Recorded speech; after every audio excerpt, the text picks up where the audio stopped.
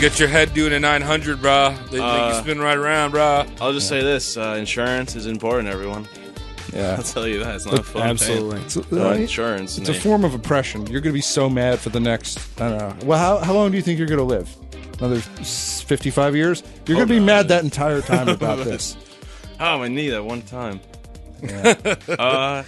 And they look at you. I feel like they talk to you differently when you don't have insurance. Like, oh, this is it's you. It's charity. No, they feel bad. They like hate. I feel like they don't like me. They look down on you? Yeah, a little bit. Like, oh, you don't have insurance. Wow. Oh, Brutal. Well, man. We're starting off this episode with really catching up with Mike. Yeah. Fucking blew my shit out. We're doing How is Mike's Month? Yeah. Yeah, welcome to Roast Mortem. It's the only podcast where you've been missing Mike. Exactly. Yeah, I got a lot of fan mail. So people telling me to come back to the show. We've all been missing you. Was it been missing written by you, the bud. three of us? What was that? Was the fan mail written by the three of us? No, it was various artists. Yeah. Snoop Dogg Various loves our artists. show. My scab keeps Yeah. coming off like as I'm talking, and it's kind of disgusting. I'm sorry, Tom. Is it the same wound as the knee injury or different? So like when my knee gave out, I'm like hauling ass. Wait, back up for the Wait, listeners. yeah. 'cause What I were you doing? Oh, all right. And if you need to tap out, like, I'm not trying to exploit your terrible This isn't situation, trauma, Oh no, but dude, this is I interesting. got another funny thing that happened after I got injured. It was like kind of like a Seinfeld moment. It was all right. So whatever you want to take. Start with the first injury. I went to Atlanta to go like film skateboarding with my friends, and so we had just gotten to Atlanta. We had checked into the hotel, and we're like, "Oh, we're looking for spots now because it's like still daylight out, and it's like 80 degrees there, like all the time. It's Yeah. fucking amazing. New York fucking sucks." Yeah. And so they're like, "Oh, Reggie, this is your spot. It's a wall ride over this grass gap thing, so you can like wally it." And anyone like wally is like when you just jam your board into the wall and you like just somehow come off of it. You can kind of like ollie off a wall. So I was trying to go into this parking lot, and I was scared because I'd never done something like that before, like that big. And I came down my knee all weird, and it felt like my knee like disappeared. That like makes any sense. Oh, okay. And then it came back when I hit the ground because I was like, "Oh fuck!" And like my knee like gave out, so like I slammed to my shoulder. But like I felt like my whole shit was like bleeding and shit. I didn't realize until like later on because I was so focused on my knee. Yeah. I was like Oh, so yeah. worried Mike. that like I'd snap my knee or something like that. Mike, when you say you felt like your knee disappeared, did your kneecap actually disappear? No, it's back now. Oh, okay. Oh, I came back. It and came back. just It's like went for like a boomerang. It's called like It a returned. pivotal. On the MRI, it has a word for it. We're not a medical Yeah. show. A pivotal like knee injury or whatever it is when your knee and your joints like twist at the same time or something They like that. bent the wrong way. Yeah, it's in the all wrong crisscross or directions. something like that, and it Crisscross applesauce. yeah, Right, so it's it like went when to you- it went to the right when I was going left. Oh. And this is your left Yeah, knee. Yeah. Yeah, It's like when you bending have a into- bend. It's not good. When you yeah. have a bendy straw and you bend it too much, and it just starts to Go not. sideways, yeah. Yeah. And then it turns Doesn't into limp. a hospital bill. Yeah. Yeah. Yeah, so it was not very very pain. It's pretty painful. And this was like day one of your trip, basically. No, day 2 of skating. Yeah, basically. right. And you yeah. went on like a 10-day skating adventure. Yeah, basically. Wow. I had to just hang out and just get drunk. You got shafted, man. Yeah, I got. That's what they say. You got to pay to play. As they. Yeah. That's true. Mike, do you think you're gonna make a career change to Heelys now? Probably just going to the meta and dropping out. Oh, just going wow. to meta, jacking in. Jacking in and jacking off. in and jacking off. I mean, fuck, man. Life hurts. Doling out sage advice here, Mike. Yeah. So, feel free at any point during the next few episodes you're with us to tell us these tales, because I like tales of travel. Oh, so Yeah. I fuck up my knee, and I'm hammered now because they felt like my boys want me margaritas and shit. So we're going back to the hotel, and we're like, where the fuck are we? And we're back at the same fucking spot where I fucking fucked up my fucking knee. Bringing you back to the scene of the Yeah, crime. oh shit, my bad. Give you PTSD. I'm like, yeah. Anyway, you're just limping around with your kneecap facing the other way. Yeah, I know it's so bad. It was. I mean, I thought it was just my meniscus, but it's my ACL and my meniscus. So Jesus Damn. Christmas.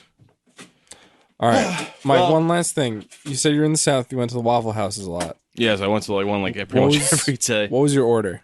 Oh, What was your favorite order at Waffle House? chocolate chip waffle, hash browns, bacon, and chocolate milk. Oh, nice. Double chocolate. And I got eggs wow. a couple times. They're pretty good. Eggs aren't bad. They do, dude.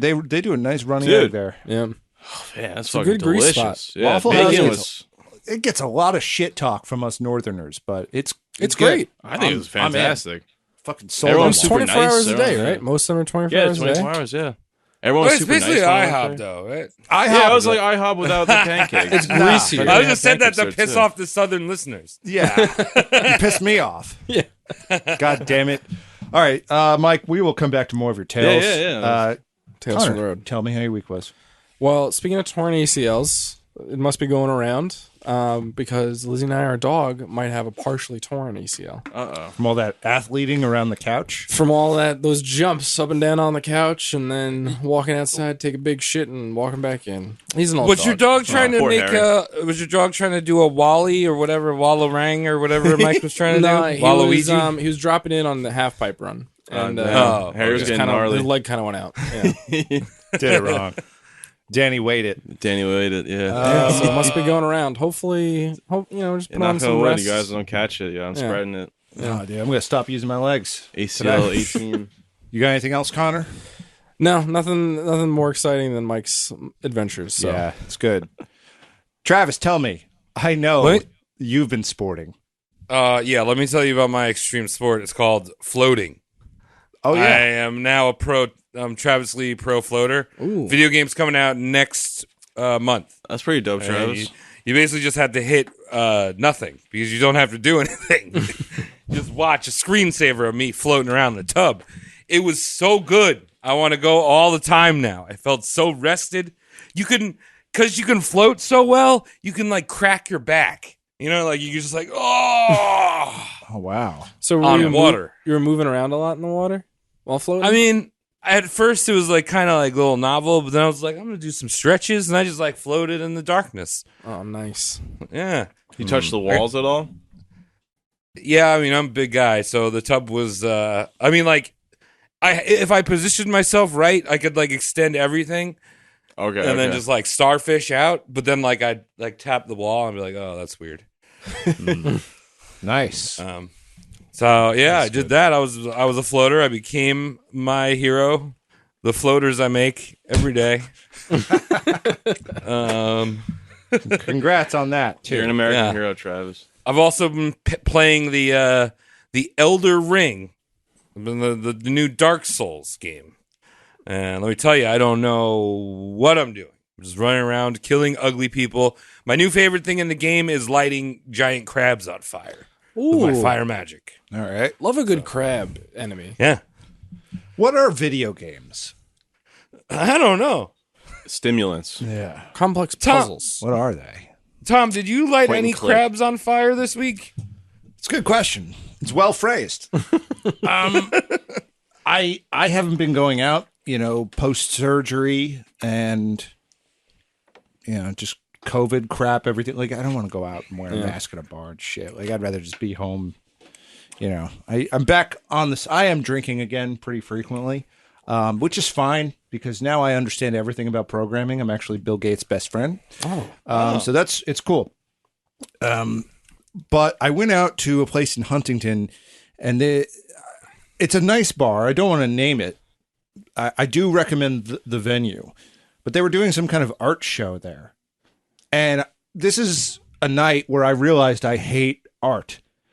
There was a man there who was painting celebrity portraits, and they were good for 8th graders. It was the worst art. Maybe not the worst. Was it like the But- classic like big head caricatures of celebrities, like that you see like guys on like touristy spots doing? No, I had it was that done worse. in It was worse because it looked traced. And Oh, God, there was no character. Like all the character was the color, Yeah. which I hate in art. I think art is bad in general. But I had a fun time there.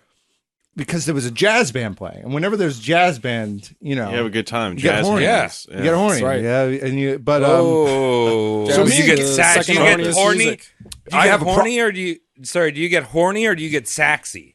I get horny. There was no sax there. I don't like the saxophone that much. What? You don't like no. the saxophone? Who does? I like the Dude, saxophone. it's grown on me as I become an adult. I like a little It's sax grown. once in a while, like a little hint of it. This was a Yeah, it should be the three-piece. main attraction. Yeah. This was Little a hint. three-piece jazz band doing some, kind of boppy. What are the Quiet. 3 pieces? Drum, bass, drums, and guitar. Okay. So this happens to me all the time. I'm going to wrap this up quickly, but I'm out with Gab, and I see this guy. It's probably about 55, 60, and he's like kind of eyeing me in the bar. And I'm like, I know as soon as Gab goes to the bathroom, this guy's got to talk to me. Let alone this guy sure does talk to me. And I've noticed something about like these Huntington 60-year-old men. When they're conservative, they love to tell you within the first 5 minutes. Yeah. And they like to shock Oh you. yeah. Yeah. And I don't care. So what I've done, I started doing and figured out with this guy, is that just agree with everything he says And they'll go away. and then one-up him. Oh. So when he goes, he starts making conversation. Yeah, nice jazz band. I'm divorced, all this stuff. A lot of people your age don't like this around here, but I'm conservative. And I go, yeah, me too. I don't fucking care. Like, I don't want to talk about this. And he's, it's just like, it's crazy. Everyone's so sensitive. Oh, Nancy Pelosi. And then you got to one-up it. Whenever they say Nancy Pelosi, you say, do you want Hillary to kill her? Do you want to kill her? You and me right now? I got guns. I have her address. Yeah. so, we can so kill do you her. do you think he scoped you out because he was like, oh, here's a little snowflake I can fuck with? Yeah, exactly. You see a lot of that on Long Island. Yeah. And I don't care. Like the same, I was in this place, and you're surrounded by the other people. They're at least more entertaining when they come up and they go, hey, I'm a conservative. Because the other people, they're still wearing masks. Like, they're inside taking down their mask, eating drink? bits of vegan macaroni around the mask. And it's just like, I'd rather talk to this fucking idiot than those They'll be more fucking entertaining. bookmarks. Yeah. You can't win with that generation. It's unfortunate. We're doomed. sometimes. Yeah, they're leading the country. Anyway, Mike, I'm real sorry about your knee. Connor, sorry about your Harry's knee. dog's knee. Yeah. Travis, I'm sorry. For you. We're Dude, all I'm sorry. a floater. I'm a floater, bro. You're a floater. I'm a floater gamer, bro. Follow me on Twitch. I'm just gonna be floating. Are you going to do a Twitch stream? I want to do a Twitch stream of me just in the float tank. That'll be cool. I I want to just censor my nuts. Do you need to? You just throw a little pudding on there. Oh, that's true. Yeah, I could stick one of those like Ronald McDonald red noses on there. Right? Get away with a lot. Just turn the lights off. You're a charity now. You put that nose there. So wait, Tom, who is on the block of choppers as he walks away? Oh, sorry, no, I was just checking something, making sure we're rolling all good. Yeah, thank you for asking. Guys, we have a fun one tonight. Oh, yeah. We have one of my favorite actors. I only do actors from now on, and actresses. That's and, right. Entertainers, where history is made. Not this weird history you guys talk about. Yeah. We're talking about George C. Scott. Oh, Strong name. Oh, my favorite actor. We were talking Mike. about before. Just such a strong name. Me and Mike were smoking a pipe before, talking about the works of George C. Oh, Scott. yeah. This is very intriguing. I was gonna say, does the C stand for Cena? Seaman? It's actually Cena. a great question. George Did I write Cena that? Scott. No, I wrote it Yeah. down somewhere. I forget where it was, but I have it in here. Something I will say like Cunningham. it. No, actually, wait, did I forget to write the C down? I think it stands for John Cena. The John is silent. It's much like the man himself. oh yeah, I forgot to write it down. Someone could pull that up. That's really stupid of me. Okay, George C. Scott is one of the finest actors that the American cinema and stage have ever seen. He was quite busy on the American stage doing all kinds of Shakespeare performances, and then later best known for roles in Doctor Strangelove, and in The Changeling, and in Patton. Movies that are all fantastic. I highly recommend watching many of his films. They're not all winners. You can't have it that way, but No Got actor a few shoots flops. 100%. yeah, this guy could sell it. You know, he had this thing, radiant, and scary. I think even if you're not a film buff, I feel like the majority of people, if they have seen that one scene from Patton, like it's ingrained in our consciences. What's his name again? Everyone's seen that somebody's doing satire of it or something like the general in front of a big American flag. Yeah. It's Campbell. Campbell, yes. Okay. He's a part of the Didn't write Soup that. Dynasty. Oh, Soup Boy! Yeah, big Soup Boy. There's a lot of women who would have been very happy if he was in the Soup Dynasty. Okay, we're getting into it. Born October 18th, 1927 in Wise, Virginia, which is a tiny coal mining town. Not a lot of shit to do down there. To father George Dewey Scott and mother Helena Agnes Slimp Scott, a.k.a. Honey. Honey Slimp Scott. Slimp. My God. Slimp. Wait, so Dewey was sticking it in the honey? Yeah, I never even thought about that. Wow. Honeydew, Honey baby. doing it. Wow. Strong names, all of them. I like that name, Dewey. We've covered this a few times. He was a big baby, a 12-pound baby. Almost killed Honey. And I think this is the third person we've had on the show who immediately after childbirth had to be dumped into cold water, freezing cold water, to live. To wake him up? Yeah.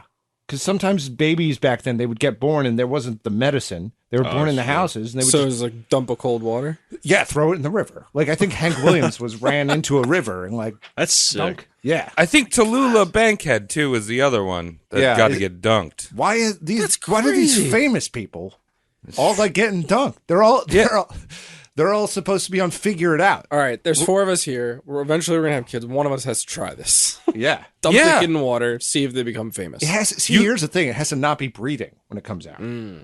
Do it when Bit of a it's risk. breathing. Yeah. Bit of a risk. I think we can minimize the risk of like not becoming a successful entertainer if the second it comes out, you put it on a dunk tank and then people start throwing shit at it. Yeah. And then it's got to fall in to live. I think I that's like that. You got a right arm? Well, your baby's going to be fine. Population control. Yeah. Now he's alive. He survived, obviously, after being a giant baby. After a struggle to keep baby food down, George became strong.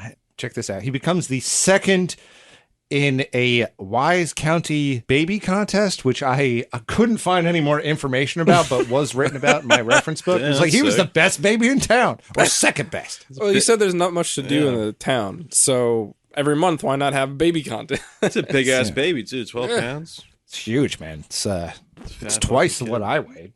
Do you think they did the opposite of like count the jelly beans for him? Like they just gave you a jar and they're like, how many jelly beans do you think this baby weighs? And you had to fill up the jar with jelly beans. Simpler times. You got to remember, this is 1929. You know, a jelly bean was it for the week. It would have to be like a pebble, you know? Dark times Yeah. in Wise, West Virginia. Yes. Thank you, Reagan, for resupplying America with jelly beans. Yeah. Really? Amen.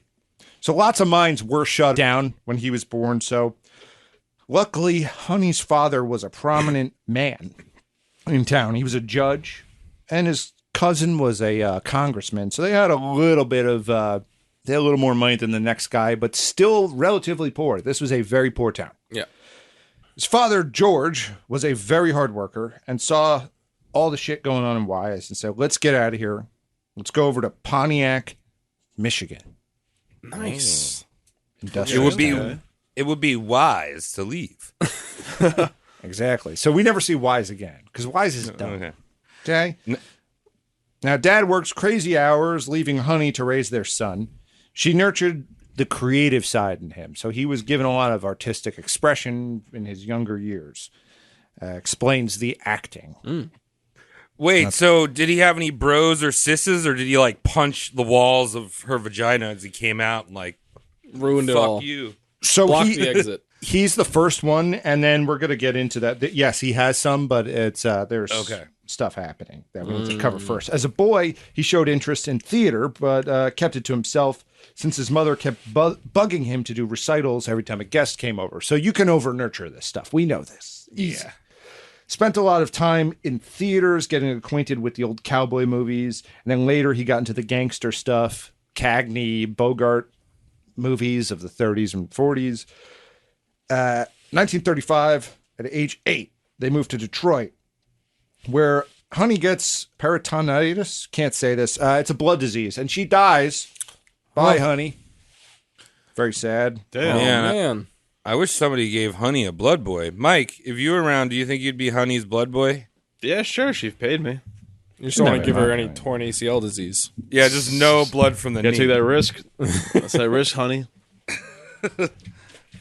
The mother's brother, Bud, or Honey's brother, and his wife, Sally, they took care of the kid because George Sr. was still a very hard worker. Couldn't pull him away from the old factories. He ignored his creative side and became a sports boy. He was a tough kid. He was a good sports boy. Lots of rough and tumble. What got him interested in writing and theater again was when he was hit by a car. Oh, man. Very easily could have been killed, but instead he just got a bum leg like you, Mike. So maybe writing is your next passion. Think about it. Maybe. Now, he was a 12-pound baby. Did he grow up to be like a robust guy? Oh, yeah. Yeah? All right. Yeah, look at pictures of George C. Scott. Well, I mean, He's- I know in adult life, but like, was he like a freak kid too? No, he wasn't a freak kid. He was like he's like an inch shorter than me. I'm 6'3", and he was gaunt. All right. Yeah, but he was still a player. You know, he didn't want to be out there getting fucked up. He liked fighting a lot. Oh, all right. His eyes were like kind of sunken in. Yeah, Looks like. dangerous. You said that he got hit by a car. I mean, the car was probably going, like 35 miles per hour, 50 miles per hour max, maybe. Yeah, but they weighed 4 tons back then. Yeah, it's true. Yeah, most of them are made out of wood. Like, Yeah, it's Yeah, wood panel very and like and just cast iron beam. Like Well, maybe that's why they invented the crumple zone, because you got a big fat jelly bean baby running around with a leather hat on being like, I'm going to score a touchdown, Charlie Brown. And then the crumple zone happened because the car actually crumpled under George C. Scott, even though it was made out of Krupp steel. yeah, I believe the crumple zone was invented by Volvo. Fucking Swedes. them There was a safety time nets. I was driving home and I almost had an accident while picking up my salted fishes.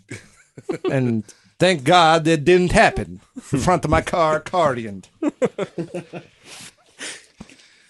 That's a tangent. You guys ever been hit by a car? Nah, I got close. Wait, Mike. I'm getting a few close.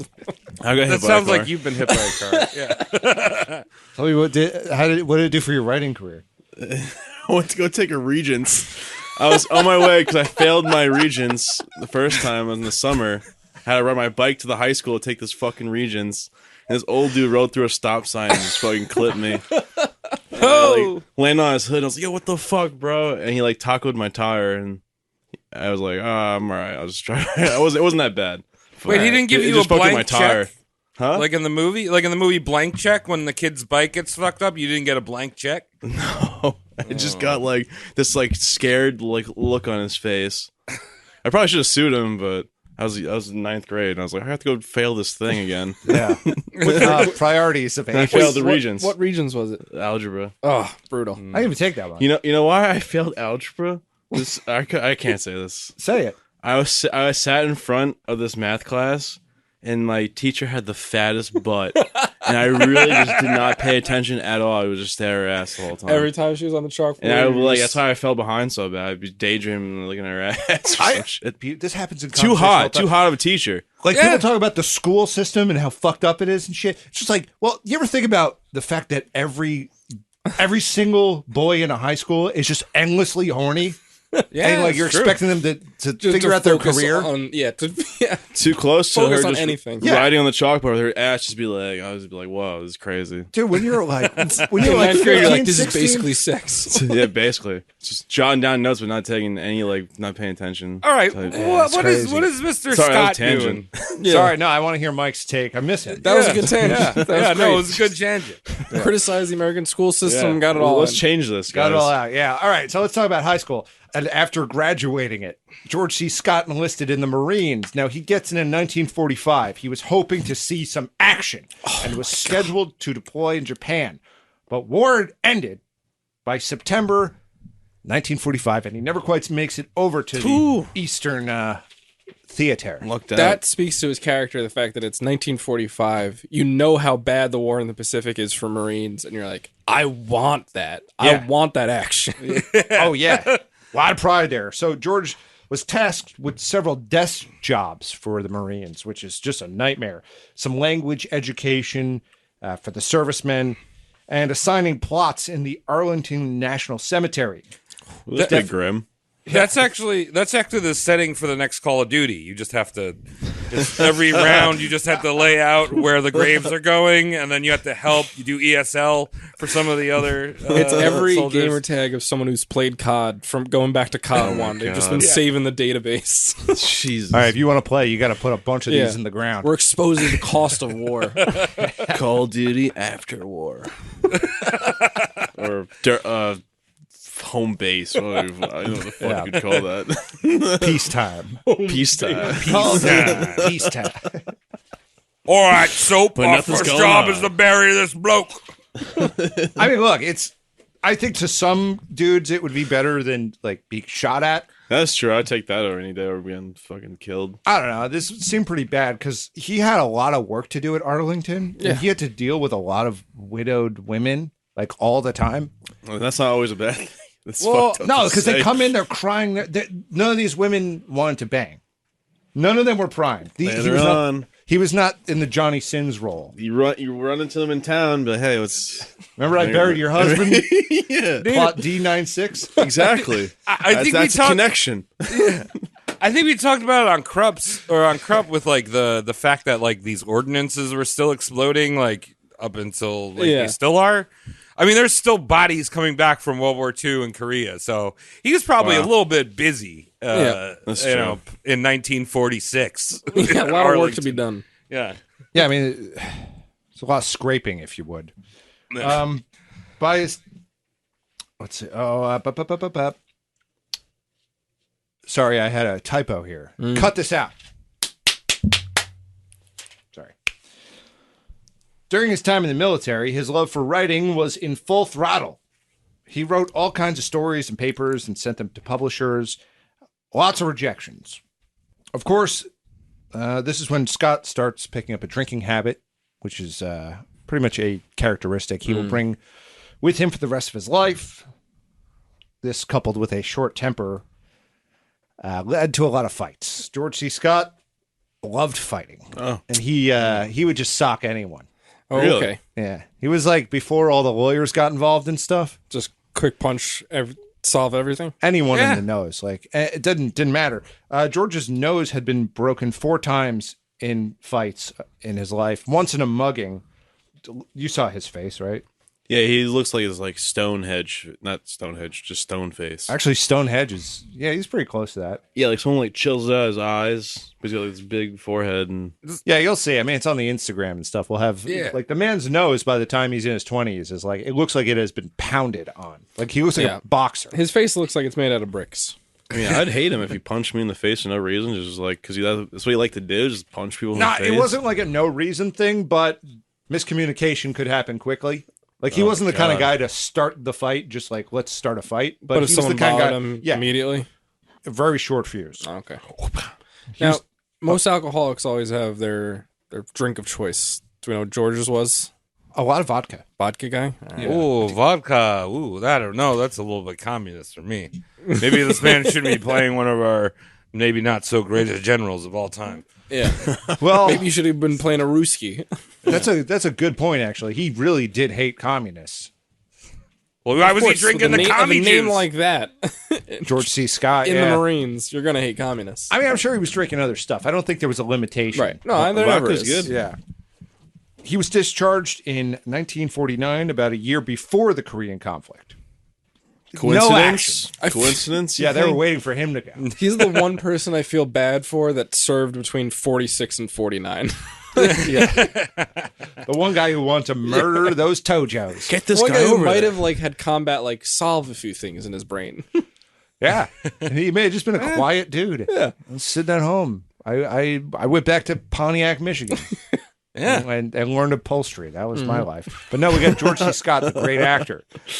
I think it's a good trade-off. With his GI Bill, he went to the University of Missouri in Columbia. majoring in journalism. Not too crazy about his new career path, he started thinking about other moves. And then one day he sees a play poster. Auditions, come try out, they say. So he's like, yeah, why not? Go see some babes in skirts. So he memorized the script. Apparently this isn't looked kindly upon in the theater world. You're not supposed to memorize a script. You're supposed to kind of let whoever the directing auditioner or the director who's doing the audition lead you through parts. Oh, okay. Okay. I didn't know that. No. But That he just was seems like that just seems like the director's like way of just being like, oh yeah, I write the script, even though I didn't even write it, but you have to learn it from me. yeah, it is weird. I don't know. Like, what's the harm? Just learn the script. Yeah. Also, like, I feel like with a lot of plays too, it's like, I don't know if you're doing like Shakespeare, like classical plays, like you have to get the lines right because, like, Yeah. you know, That's what everyone's there for. yeah, you're The not lines. doing like Pulp Fiction or like, you know, like. Yeah, and Scott was a stickler for that his entire career. He did a lot of Shakespeare stuff. We're about to get into that. He memorized the script. He gets his desired part. Now, it's in a a play called The Winslow Boy, and he plays a judge called Sir Robert Morton.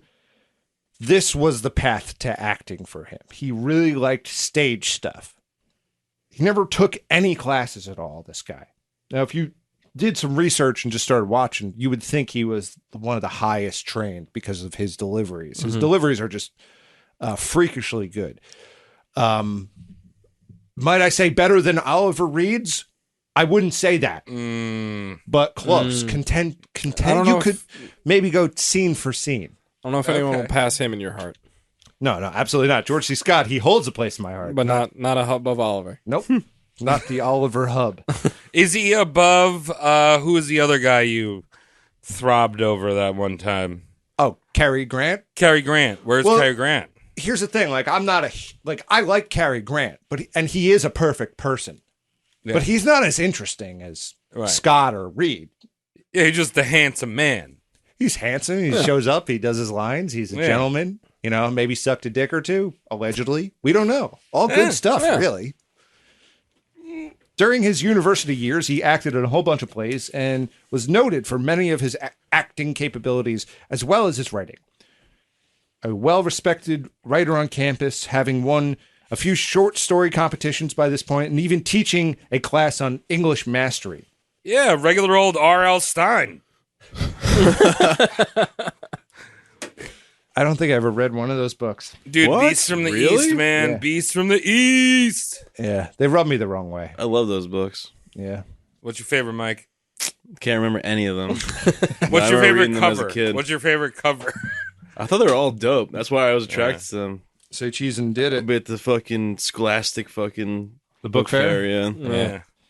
Yeah. He had a part-time job at an all-female college theater program at Stephens College. He fell in love with an Irish lady, Carolyn Hughes, a student/actress from Stephens College. They married in August of 1951. In December of 1952, Carolyn and Scott had their first child, Helen Victoria. Not long after the baby was born, Scott started an affair with actress Karen Truesdell, who later became a very well-known playwright. Okay. Baby pops out. Time to go do another thing. It's draining. That summer was full of 1953's dry humping. You see, Scott couldn't take it anymore with Truesdell. We're not married. We can't do fucking. So Scott's like, look, man, that wife I got, she's not like my real wife. You're my real wife, Oh, Karen Truesdell, Oh. which is hilarious. a double marriage? Uh-huh. Nice. And it's secret, though. Okay. Part of being in a real marriage is not telling He's anyone. doing a secret wedding. Yeah. That's the 50s. You could do shit like that. That's dope.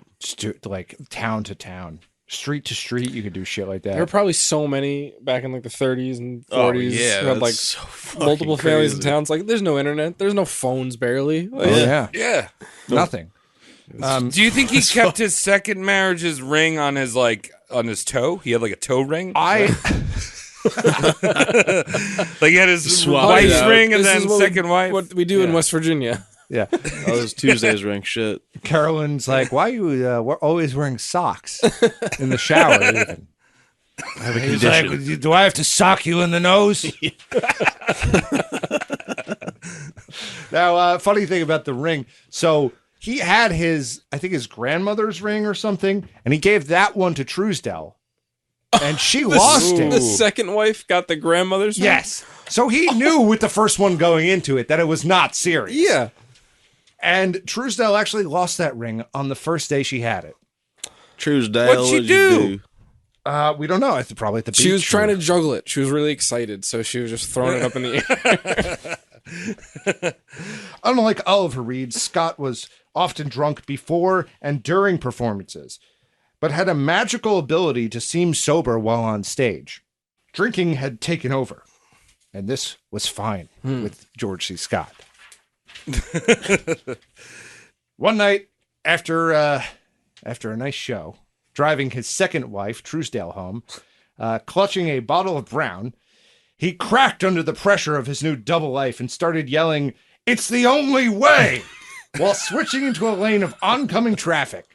Truesdale recalls the situation as not really knowing how they survived the murder-suicide attempt, but it was enough for her to say, maybe we're not married. Maybe, and there's no divorce needed because Yeah. it's a secret marriage. Yep. So that Scott, pull over, pull over, pull over. She just takes off her shoe and pulls off the toe ring. Take it back. I'm glad I lost that bitch's ring. I'm pretty sure they were both hospitalized after this one. They just parted ways for a while. Did he drive into another car? He was trying to. But he just like ran off the road? He there's no part in this book that I read that said he was a good driver.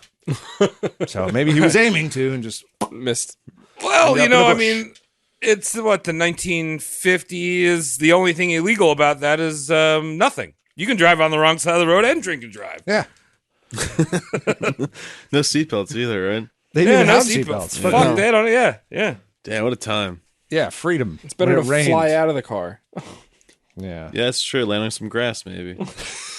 Can you imagine like some of those prototypes? Like, look, it's a regular car, but we've put a mattress on the top, on the hood, which will eject well- as the person ejects. My dad was saying, you know, he's like, I mean, my dad wasn't like a super car nut, but like, he's like, those old cars, man, like, you know, you get in a car wreck and then like the person dies immediately and they're like, who's getting the car? Yeah, I've heard You that. know what I Yeah. mean? Like, yeah, because like the car's fine. Just clean out the interior. Everything else is fine. And Gemma's brains are on the fucking dashboard, but it still runs. Yeah. Yeah, running strong.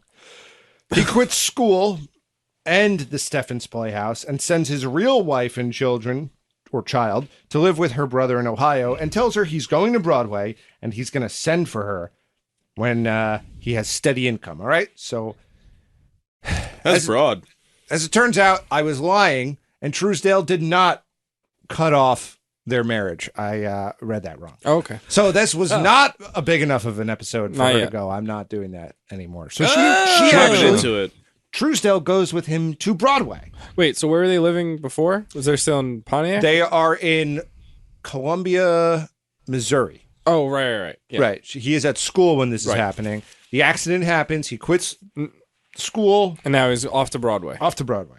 And this begins 5 years of disappointment and rejection. Not surprised there. And his kid, he has a kid now, right? He's got. Who cares? Who fucking cares? It's That's true. 1953. He probably- He doesn't care. He doesn't give a fuck. I don't think this kid was brought up one more time in the book. The author didn't even give a shit. Yeah. Whatever, sign him off. Author did a good it job. never We'll get into happened. his. I give him some credit later. His kid Helen actually coded the DNA. It wasn't Cricken. You know, she's a very important woman. Oh, it was her. Oh, nice. Yeah. Well, the first year that they Truesdale and Scott go out there, Scott actually heads right back to for a Thanksgiving with his family in Ohio. Yeah, Damn it, I'm Turkey. American. Now, while she is gone, or he is gone, Truesdale finds out that she is pregnante. Oh, shit. Ooh.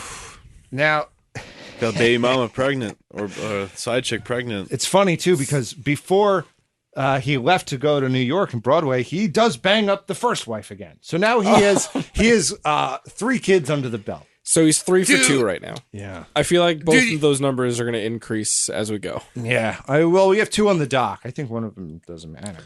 Gotta get that sheepskin condom. Did you ever go to like a rich kid's party and they had like those sumo suits, right? And they fill them up with air and then you bounce. Do you Yeah. think that his wives were doing that? His wife. Their bellies? Try and I get the see baby what out. you mean. Yeah. I don't know. That would be weird if they did. He seemed to be a very classic 1950s man, i.e., leaving women in the dark about everything. You should go to Utah. What's in Utah? You could have like 10 wives. But you can't drink. I think he's less interested in having multiple True. wives and more interested in just having sex with a lot of women. And Yeah. one of them just happened to need to get married. So he's like, That's true. fake marriage, let's do it. Let's make it happen. That's true. That's true. When Scott returned, he resumed his drinking and became more violent. And Truesdale shied away from telling him about being pregnante. One night, Scott was screaming about an imaginary infidelity and advancing on Truesdale with a free weight, of all things. When their friend, whose name was Grimes, comes in and yelled, "Don't hit that girl. She's carrying your child." Drunk as hell, he started advancing towards Grimes instead. Truesdale did the classic grab a frying pan and belt Scott over the head move. And he passed out and they ran away. Oh my God. That story is so harrowing, but I'm stuck on the fact that their friend is named Grimes. Yeah. That's a cool name. It's Elon Mustard. Yeah. Except, that chick's name's Grimes, right? Yeah. Same chick? What- Is Grimes actually like a 90-year-old woman? We can actually assume that. She could be. Yeah, it Elon could be. Mustard's a time traveler. She has like the skin of a 90-year-old woman. Maybe she is. Yeah. Do you think he that day those people invented the PUBG with the frying pan? Oh. That's where that's from. Yeah. Yeah. Yeah, The that's neighbor crazy. next door. She's just like, I'm just getting this last computer bit I together. gotta put this frying pan on my ass to protect me from getting shot. Forrest Gump should have taken that one, you know. PUBG mobile. A few days later, Truesdale returns and confirms that she is carrying child to Scott, who immediately says, "Abort, abort." Facts. Truesdale refused, and Scott quietly accepted his fate. Just kidding. He tried another murder-suicide by smothering her and letting the apartment fill it up with gas. Oh shit! That's love right there. This guy is doing insane murder-suicide attempts. because he doesn't want anyone else to have her. Yeah, it's love, like you It's just love. said. I agree with you. True love. He knows he's a piece of shit. He knows what's going on. He's just got to get rid of it. Dude, he's just living his best life, which is the worst life you can live. The Marines really fucked up by not sending this guy to Okinawa. Like, Yeah, right? He's got Jesus PTSD. Christ. He has PTSD and he hasn't done shit. It's funny, too, because there's a lot of the Oliver Reed comparison here, and Reed had a similar thing because he signed up during the Korean conflict and then right after. Got discharged. He just went over there and they were doing like exercises. Yeah. That's it. Jumping jacks. Yeah. And like he was Now- just ironing suits the whole time. I mean, Reed. I mean, he was like, I guess he would get in fights and stuff, but I don't think I remember from the story him being so like suicide-y emo boy. Reed is funny. Yeah. George C. Scott, the only reason this is funny is because we're here. Yeah. Yeah. Nothing else pretty about dark. it's funny. Yeah, this is a horribly That's pretty dark. We're going from man. the people who ran the concentration camps to a domestic abuser. Yeah, absolutely. Yeah, but you Back don't- to the good old days of roast. But we can These make are fun of him assholes. because he was a very famous actor that had lots of money, so fuck him. Yeah. I love him, but also fuck him. You're right. His family realized something was weird. His father demanded he come back to Ohio to be with his wife. Truesdale lived with some friends during this time. Within no time, Scott loses both women. He confessed to Carolyn about the whole Truesdale thing, and she agreed to a divorce. And Truesdale, by the time he gets back to New York, was engaged to some other schmuck. Oh, Damn, lost wow. out. Good for her. He's technically, on paper, he's child-free now. Oh. Woo. Keep that in mind. He lost custody rights.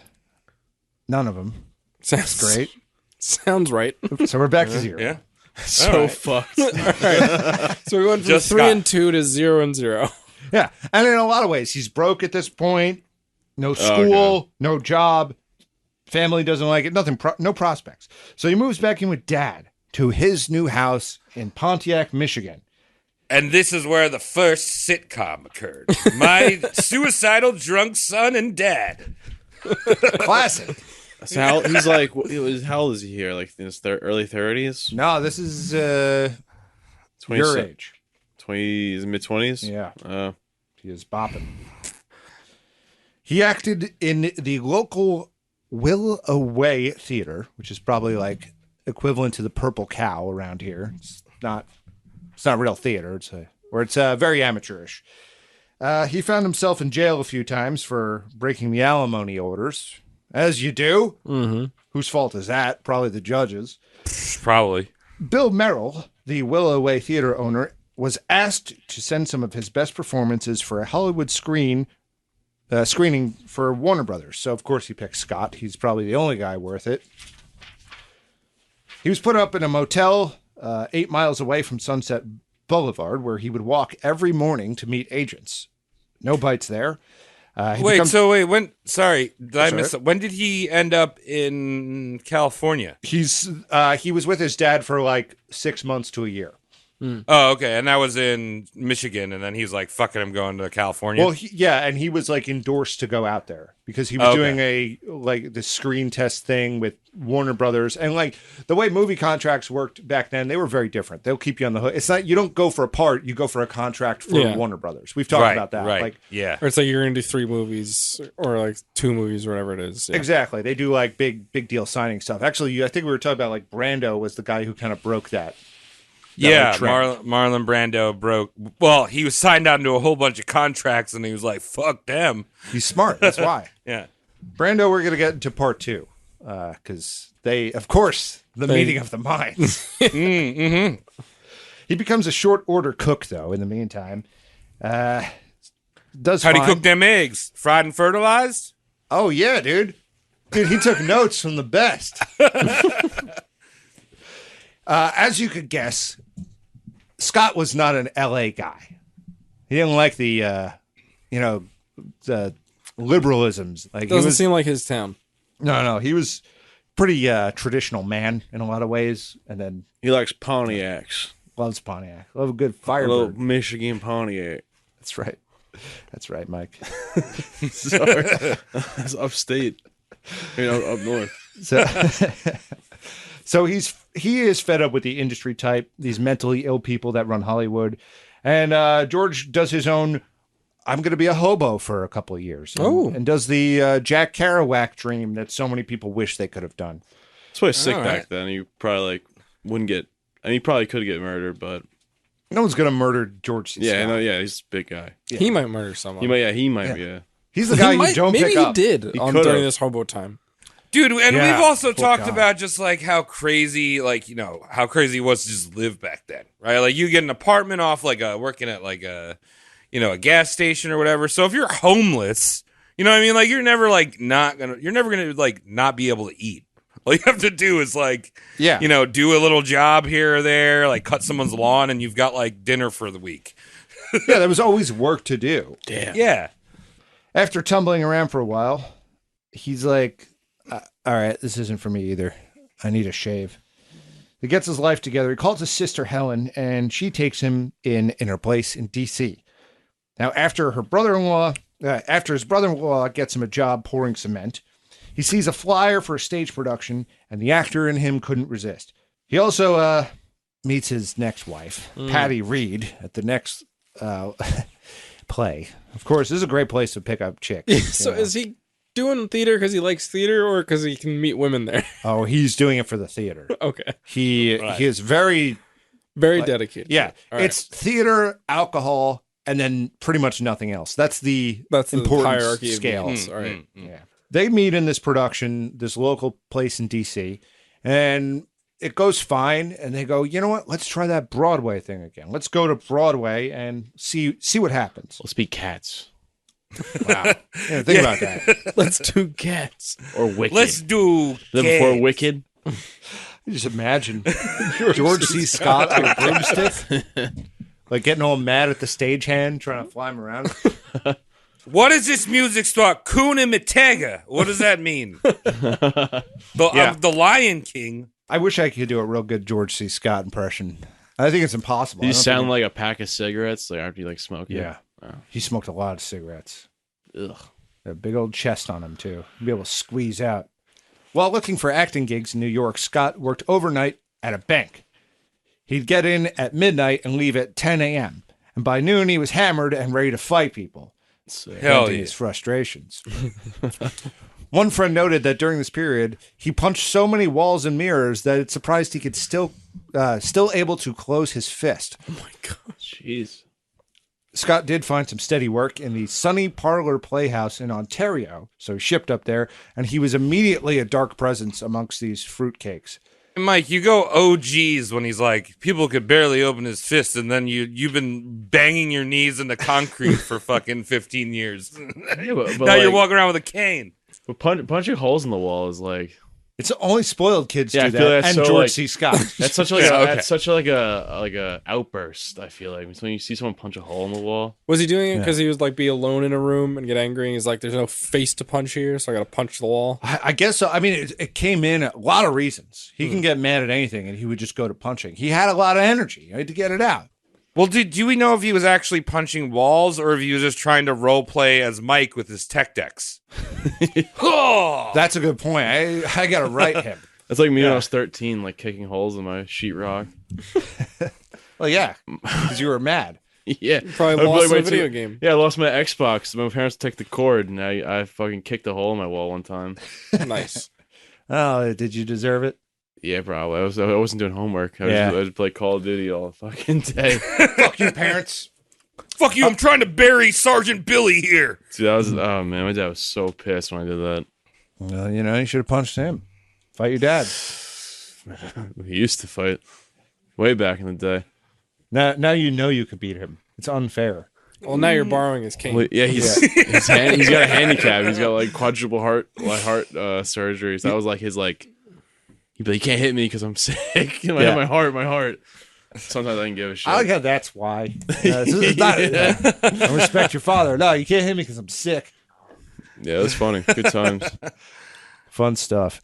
One afternoon up in this Sunny Parlor Playhouse we were just talking about, early on in his residency, he got into an argument with his wife, Patty Reed, on the front porch of the Playhouse in front of several of the cast members. Now, the fight concluded with him throwing Patty off the front porch, just picking her up and tossing her in a bush. All right. And these are all Canadian theater people, so imagine their reaction. Hey.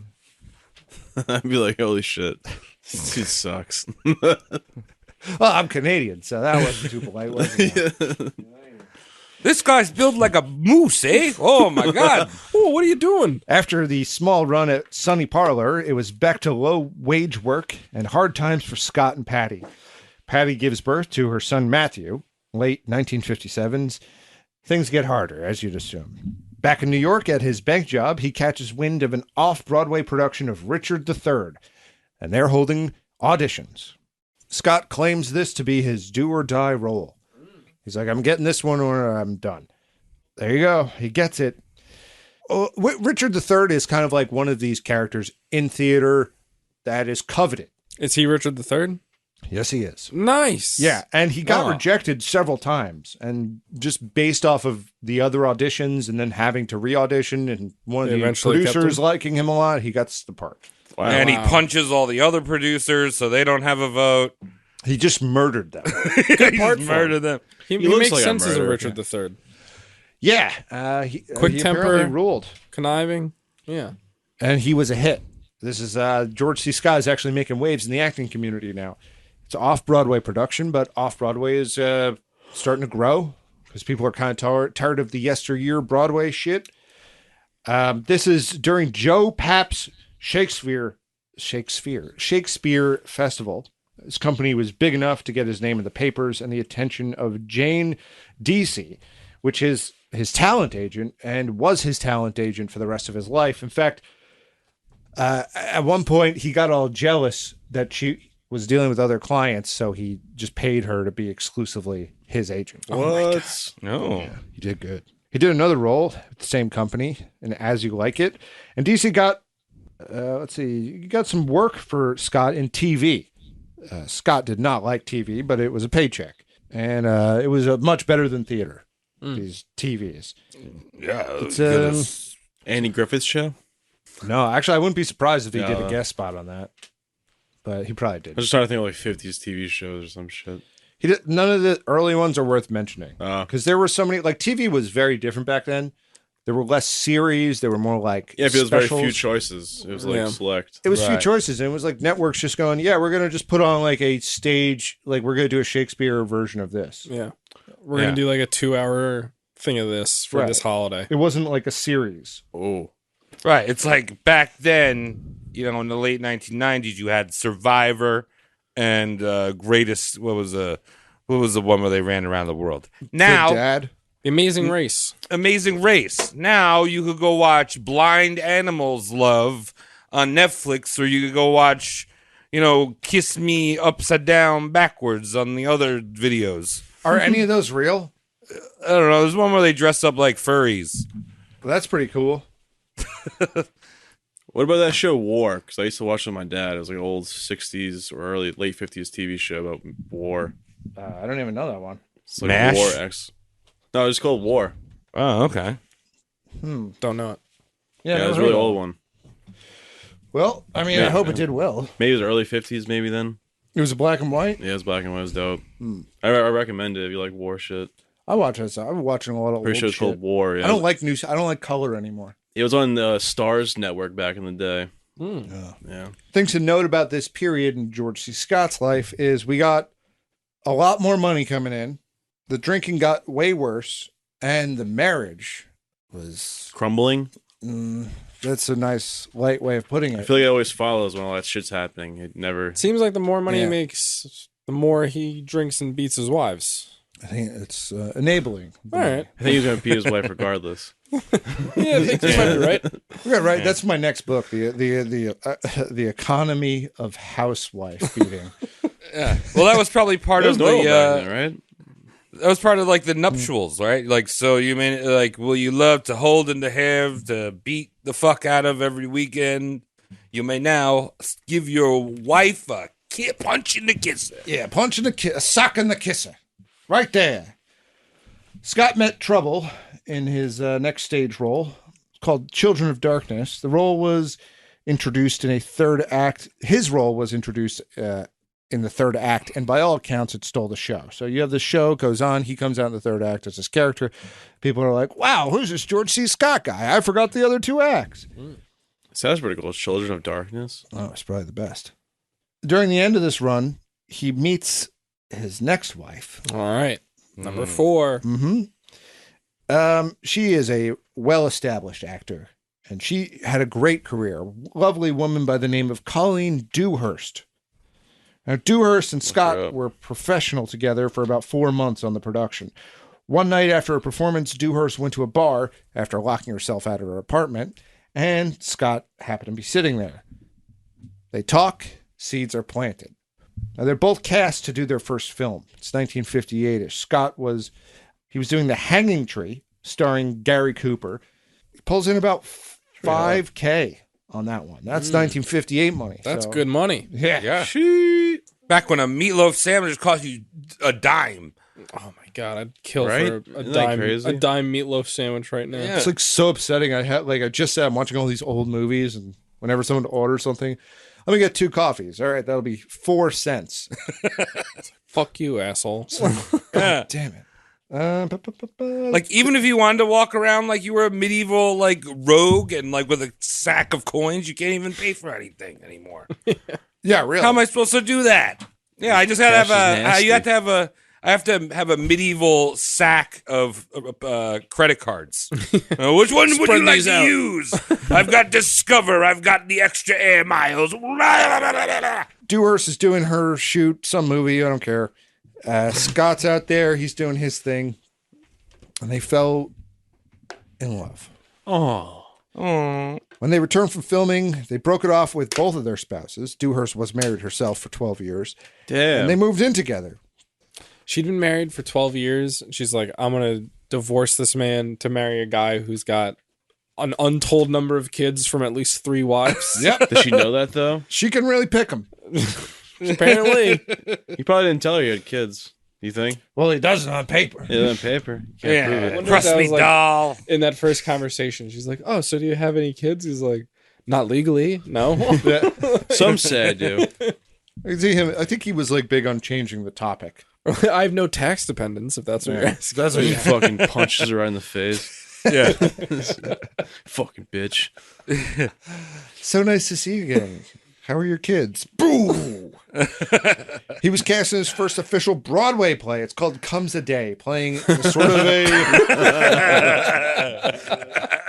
How many times he's come in a day? He comes a You lot. gotta do it at least once a day. Gotta get the poison out. That demon out. Yes, the demon out of your body. So here's a fun part. He plays a psychopath named Tidings Glenn. The play was panned by critics with the exception of Scott's performance because guess what? He's a psychopath. He crushed it. There's one thing I remember. I didn't What a write it down here, name. but kind of worth Tidings sharing Glenn. to illustrate the type of man and physique he had. He had this thing he was able to do. He was able to crack his knuckles without his other hand. So just kind of so- like hand up and crack his knuckle, probably from punching so much shit. It was just pieces of glass moving around. And it was I loud kinda get enough it. where during a monologue, he did it every night during the play. And people were like, that was hideous. Ugh. Like during this psychopath little speech. It was fun. He looks like the Hulk kind of a little bit. Dude, so you're telling me like he's just as good as Heath Ledger because like he died for his art and like he was like actually the Joker, and then like but like he's like so serious for the movie, but then like he took it too serious and died. Yeah. I'm Why going to so say serious? it's just like that. Okay, cool. Does that make sense? Yo, but I saw the shirt at the mall and I was like, that was the best actor I've ever seen. He was so serious once. Why did you do it so seriously? It was I don't Lindsay know. Lohan we have to blame. Were they dating? I think she might have been the cause. She killed him? Oh my god. It was some Heard it here famous first. celebrity. Heard some dirty secrets. He's in Cats. Yeah, he's in Cats. He's Yeah. In the roast mortem lore of George C. Scott's life, he is certainly in Cats. It's the truth. His drinking and temper remain the same. While in the dressing room at intermission, he had a few healthy gulps of brown and punched a mirror, slicing his hand up real nice. Ooh. Having to go back on the stage in 10 minutes or so, he went to a drugstore and grabbed some rubber gloves to keep the blood off the stage. Nice. This breaking of the mirror, the wound required 22 stitches. Oh. So he's He's a just method doing actor. he's just doing his bit on stage and the glove is just like filling up like a balloon. It's Yes. like I'm just imagining like you're standing outside the theater during intermission having a smoke with like one of the audience members and you just see the lead actor running across the street, blood pouring down his arm. You're like, I guess the play's canceled. Go back in and he's just still going. That's pretty funny. He's also the kind of guy who, like, he's the dude who punches the mirror and starts bleeding and then gets mad that he's bleeding. Like, he has compound blood. anger. Like, it Yeah. didn't come out. It's not a venting process. It's just like, I'm doing this now, and fuck, there's blood everywhere. You guys stop and breathe, George. Come on. Yeah, right? He just needed to hear that. Stop and breathe, He would George. punch you so fast. George, Vietnam's heating up. George, the Wait a dream's little not longer, dead. George. yeah, Come on. George, download the app Headspace. Oh, fuck. Is he in Apocalypse Now? No, that's Brando. Oh. But Oh, yeah. I'm fraud. that's fine. They look kind of similar. You're injured. He could have been one of the guys on the boat. Could have been. Maybe. Nah, he wasn't. No, I'm saying like I Oh. could see him playing one of the guys on the boat. Yeah, he likes. I thought he'd be likes like blood. the end guy. Kurtz now. Yeah. Final girl. Let's see. During a cast party of the same production, he took one of the other cast members that he did not agree with about something and dangled him off a rooftop and screamed about him for stepping over his lines. Ooh. The cast member, apologizing for his life, was then led up by George C. Scott, who then calmly walked over to where he was seated and ate a steak and didn't acknowledge anyone. That was savage. That is insane. I kind of want a steak now just hearing that. My Yeah, mouth's right? watering a little bit. Yeah, right? It's steak. I'm hungry. That was man. probably that was a delicious steak. Yeah, I was looking forward to it. Another cast party, he beat the shit out of a reporter and was thrown in jail, claiming to not remember the event, which is smart. I Yeah. never remember anything. Yeah. Yeah. With all the chaos that's happening during this role, he's actually nominated for a Tony Award. Oh, he got a good How you old doing? Anthony? Yeah, an Anthony Award, a Tony Anthony Award. It's crazy though, because he's still the violent man on Broadway, and he's moving along, Yeah. doing fine, Moving up in the world. It is not messing up his career, his strange and violent behavior. Do you think any of More these of a buzz. I was gonna say, do you think any of these men still exist on Broadway? Probably not. No. No, dude. No, because he's like a dumb jock that got into acting, it sounds. Yeah, yeah. As a white man, I would say there are no white men on Broadway anymore. It takes a white man to be this angry. That's a fact. Punch holes in the mirrors and shit. Yeah. I don't know. I can't speak for all of them, but that's my feeling. It's my gut. I've been to a Broadway play since COVID. Probably since I was like, Since COVID? That was your gut. or even like, I was like, Mike- fucking 12. Yeah, that's well. All right, you were that's 12 different. before COVID. I saw good vibrations. I was gonna say, did Mike just come out as like a big show tunes guy? Are you like going to see Annie Get Your Gun every other weekend? I Instead of- listen to big and you're band music only. skateboarding? Maybe you guys don't know my secret life. I want to know more Clearly about we that don't. life. I was meant to sing. Scott, after all this craziness, was like, you know what? Let me join Alcoholics Anonymous. I think I'm Oh. getting a little out of control here. His first step. Partly due to his role that he was given for Hitchcock's The Anatomy of Murder. No, wait, it wasn't Hitchcock. Fuck. It was Jimmy Stewart. I'm confused. I confused myself. Jimmy Stewart's starring in it, and it's Otto Preminger who is directing it. I don't know why Anatomy You're of Murder. fired. I'm thinking of a different Hitchcock film. Tom's fired. Tom Scratchford Fired. from the record. Fired. Fired. You're fired. I deserve to be fired. Tom, Mike, take over the scripts. Tom, get over here. Oh, okay. Hold on. Just finish this line. Oh, so Preminger tolerated zero shenanigans from his actors during his shoots. Okay. Last line. Which one? Phew. Where would you leave off? The very last line. Enjoyed a steak. To keep his mind off of drinking, he took up bricklaying, but in his apartment,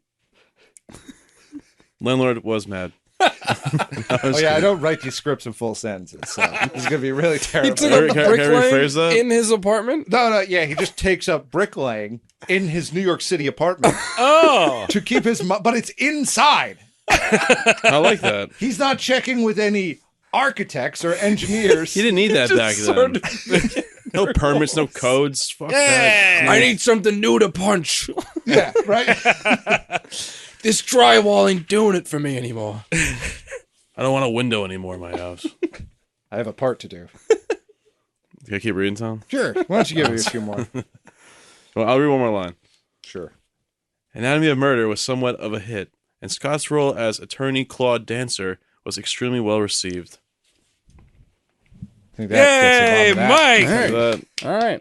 Good research, Mike. thanks. Yeah. 1959, and Anatomy totally wrapped, and he did a few TV appearances and then another Broadway role that was excellent for his career. It was called The Anderson Trial. Dewhurst and Scott were living together, both separated from their spouses. This was a scandalous living arrangement, and Dewhurst had become pregnante. Ooh. Their relationship stayed out of the public eye, which was difficult because Dewhurst was starring in Caligula on Broadway, and Scott was nominated for an Oscar for his role in Anatomy. So people Wow. want to know about these people now. Mm. I thought you were going to say she was in the film Caligula. No, we talked about that. Yeah. Yeah, right. Because we were talking about that one recently. No, she was in the play where there was less hardcore pornography. Yeah, inserted. less fucking. Unless Still you, some fucking. just less. Well, unless you saw On the stage? off Broadway, which is just in the alley. Yeah, it's in a strip club. Yeah. That is an alley. You're right. Yeah. It's the same thing. yeah. Scott then starred in a Broadway flop called The Wall, followed by a film career boost in The Hustler, starring Paul Newman. Dude, Pink Floyd, The Wall, bro. Yeah. Salad in that? dressing. He's in Paul that Newman. movie? No, Travis just totally confused everyone. Come on, Travis. The fuck, dude. That sort of became an instant classic for a few reasons. No one expected it to do that well. And the reason that The Hustler was pushed through as quickly as it was is because Fox was funding Cleopatra, a 4-hour movie that we talked about when we did Elizabeth Taylor. Yeah.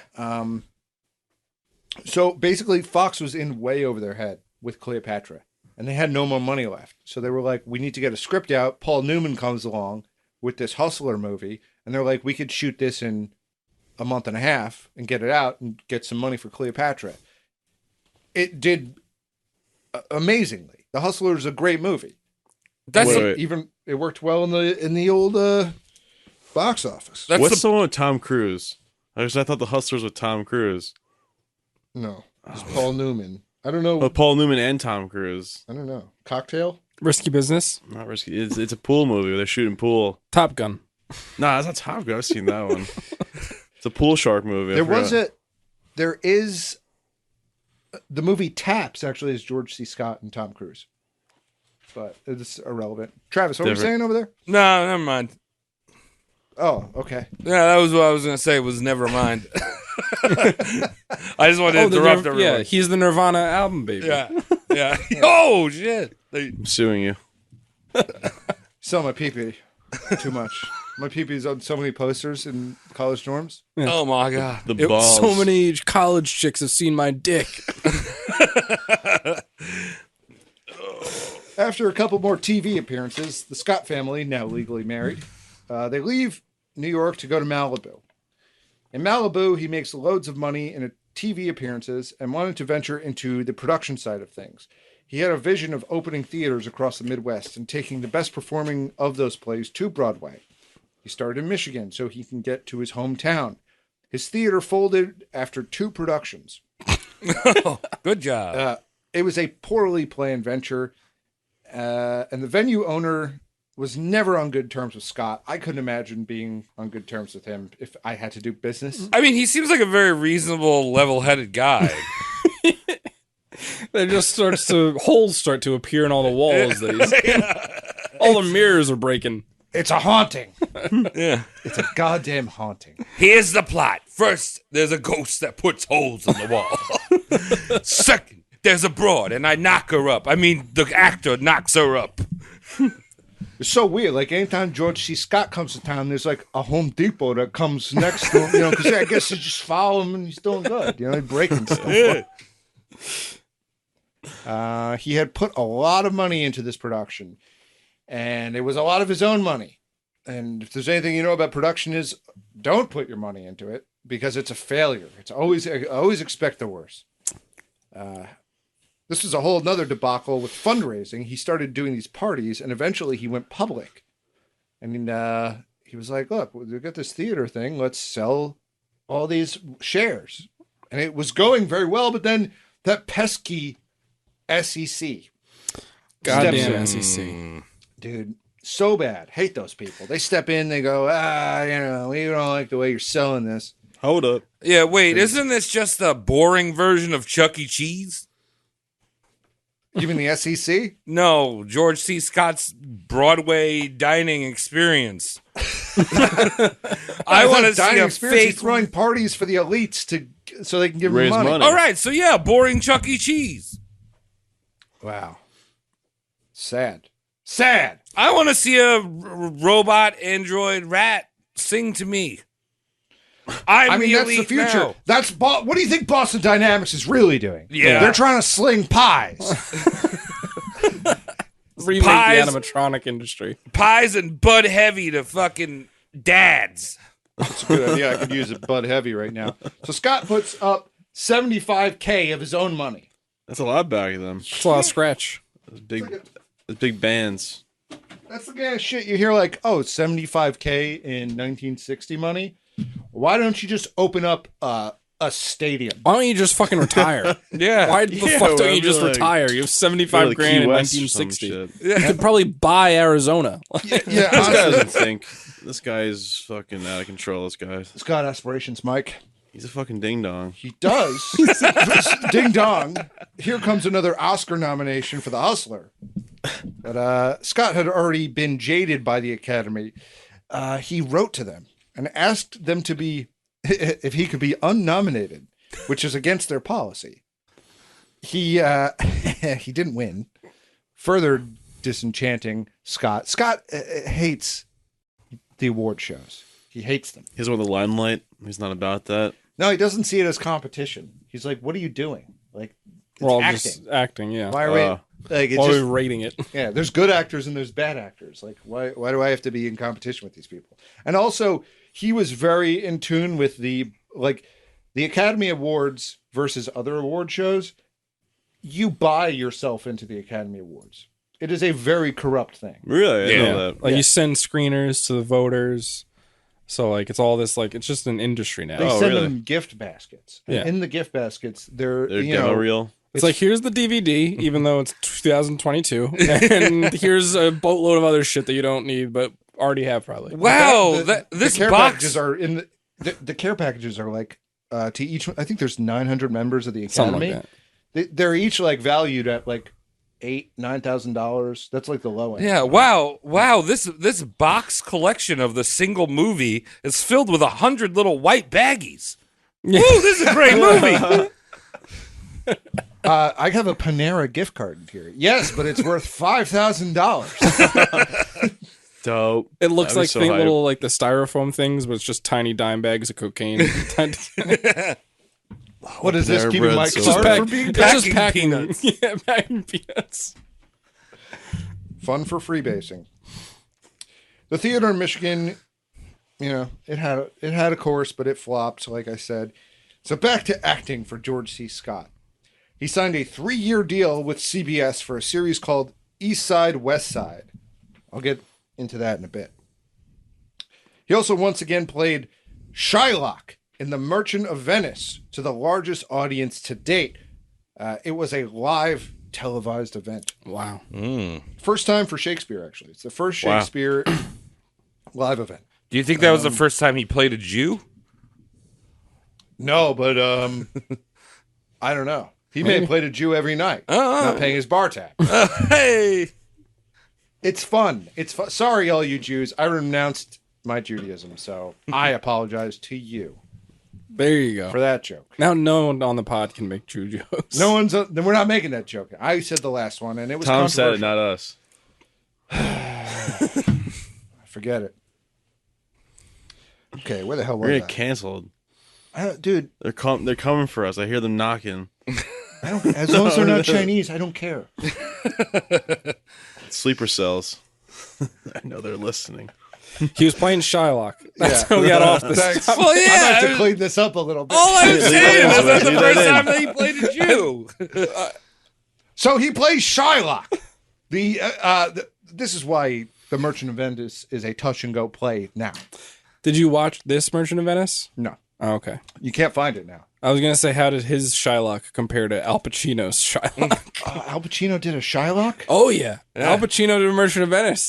It's great. Really? All right, I have to watch. It's just Al Pacino. I love Al Pacino. He is just they put him in costume, but he doesn't change anything about his behavior. He's still just Scarface the entire time. He's like, does me want to sell me something? Because my name's Shylock. Say hello to my little pound of flesh. Yeah, I honestly know nothing of that play. I love my little pound of Scarface? flesh, by the way. It's one of my favorite assets of mine. It's good to have. Anyway, he does this thing. It's a lot of these TV appearances are not recorded anywhere. They're not public anyway. They're probably in some archives. But this leads to his discovery by one Stanley Kubrick. Oh. This is the first time that Stanley Kubrick sees the future General Buck Turgent in his role for Dr. Strangelove. What a guy. What a performance in that one. Oh, someone told me to watch that movie. I'll watch it again with Doctor you. Strangelove. Excellent. I heard it was good. Someone told me it was good.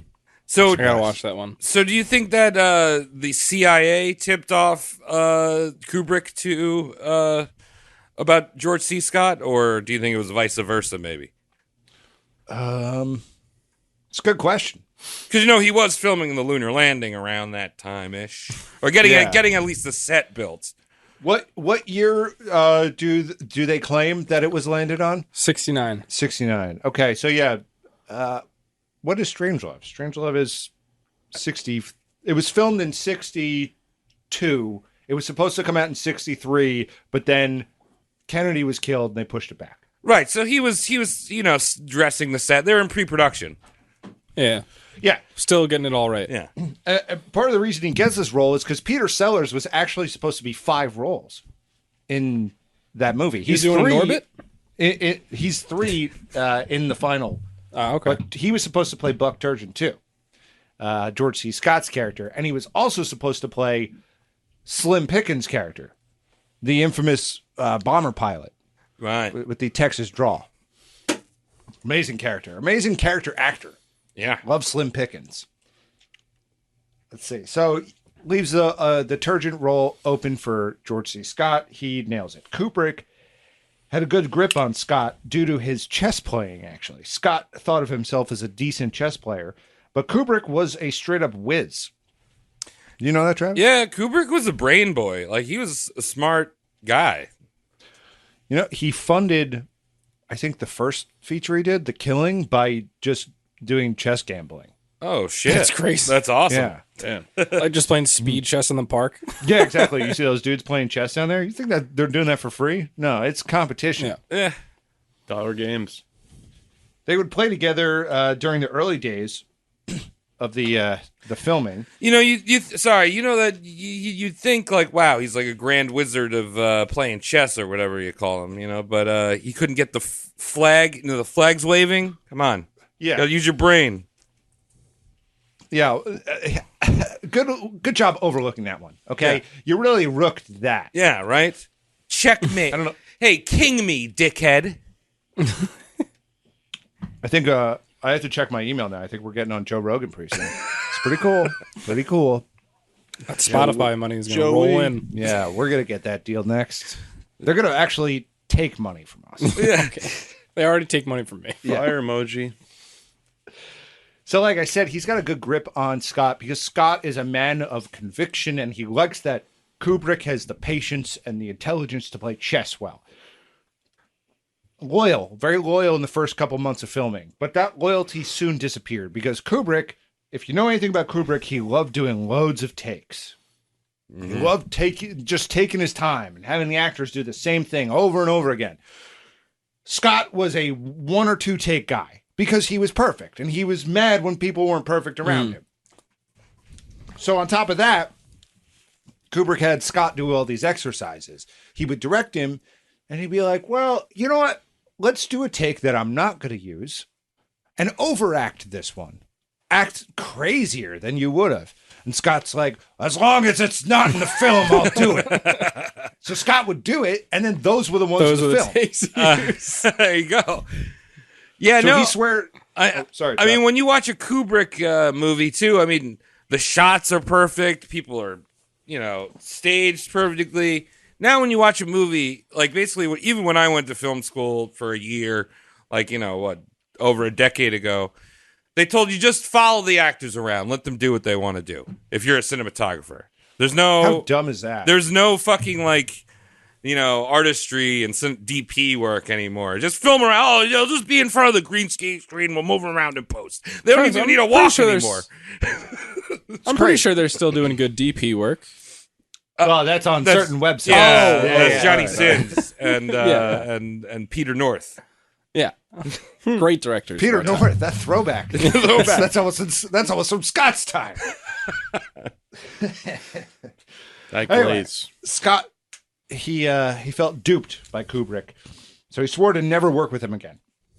He was like, I can't. He didn't do the takes I wanted. It made me look crazy.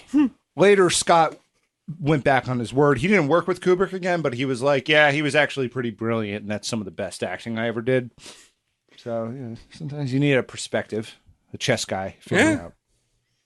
How are Kubrick. you at chess? Pretty good. Yeah? Yeah, just like. I don't know. That's DJ. I like playing chess. Yeah, it's a fun I game. like checkers better.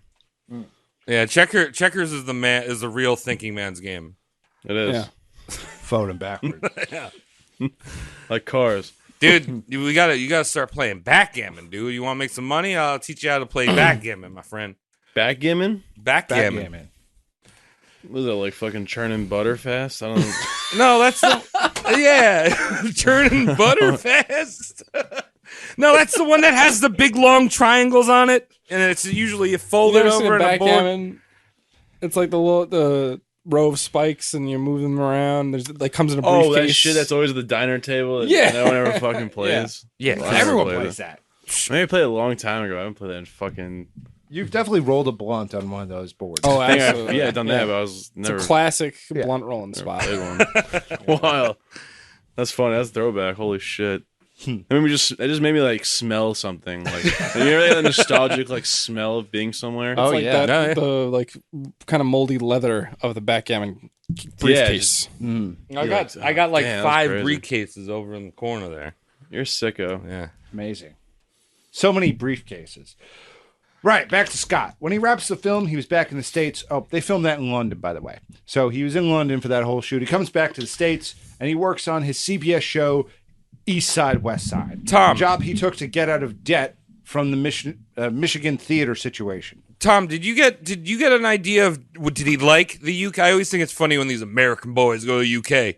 Was he a UK? Did he like it? Did he hate it? Yeah, he liked it because of the pub life. And he was in London. Okay. So like London was still had its like pomp and circumstance. He did use the term English F slur a lot, but Alright. it didn't mean that he don't like being there. Uh, There were certain roles that like a director came to him and be like, nah, it's too much like an English F slur. I'm not gonna do that. All right. he wasn't talking about Alright. the cigarettes either. It was there was the OT at the end. If he knew how to laugh, It was a hard OT. Yeah, If hard he knew OT. how to laugh, he would. No, it was the short version. There's a 3-letter version. Oh, so he's talking about cigarettes. No, he's talking about gays. Okay. He's rude. It's a He looks like a rude guy. He I think punches we people. covered that when he was beating his wife and Yeah. trying to murder her with oncoming traffic. I know, but every now it's still like surprising to hear. Oh, he did it. Wait, Tom, are you never telling gets old on Are this you show. telling me an actor was a bad person? I thought they're all great. They're you know what? They're just telling acting. us how to live. Yeah, they and tell we me should how agree. what to feel inside. Yeah. It's important. I'm nothing without them. Dude, have you back ever to his seen show. Jared Leto when he wore like a grill and he's like, I'm very funny, but I'm also serious?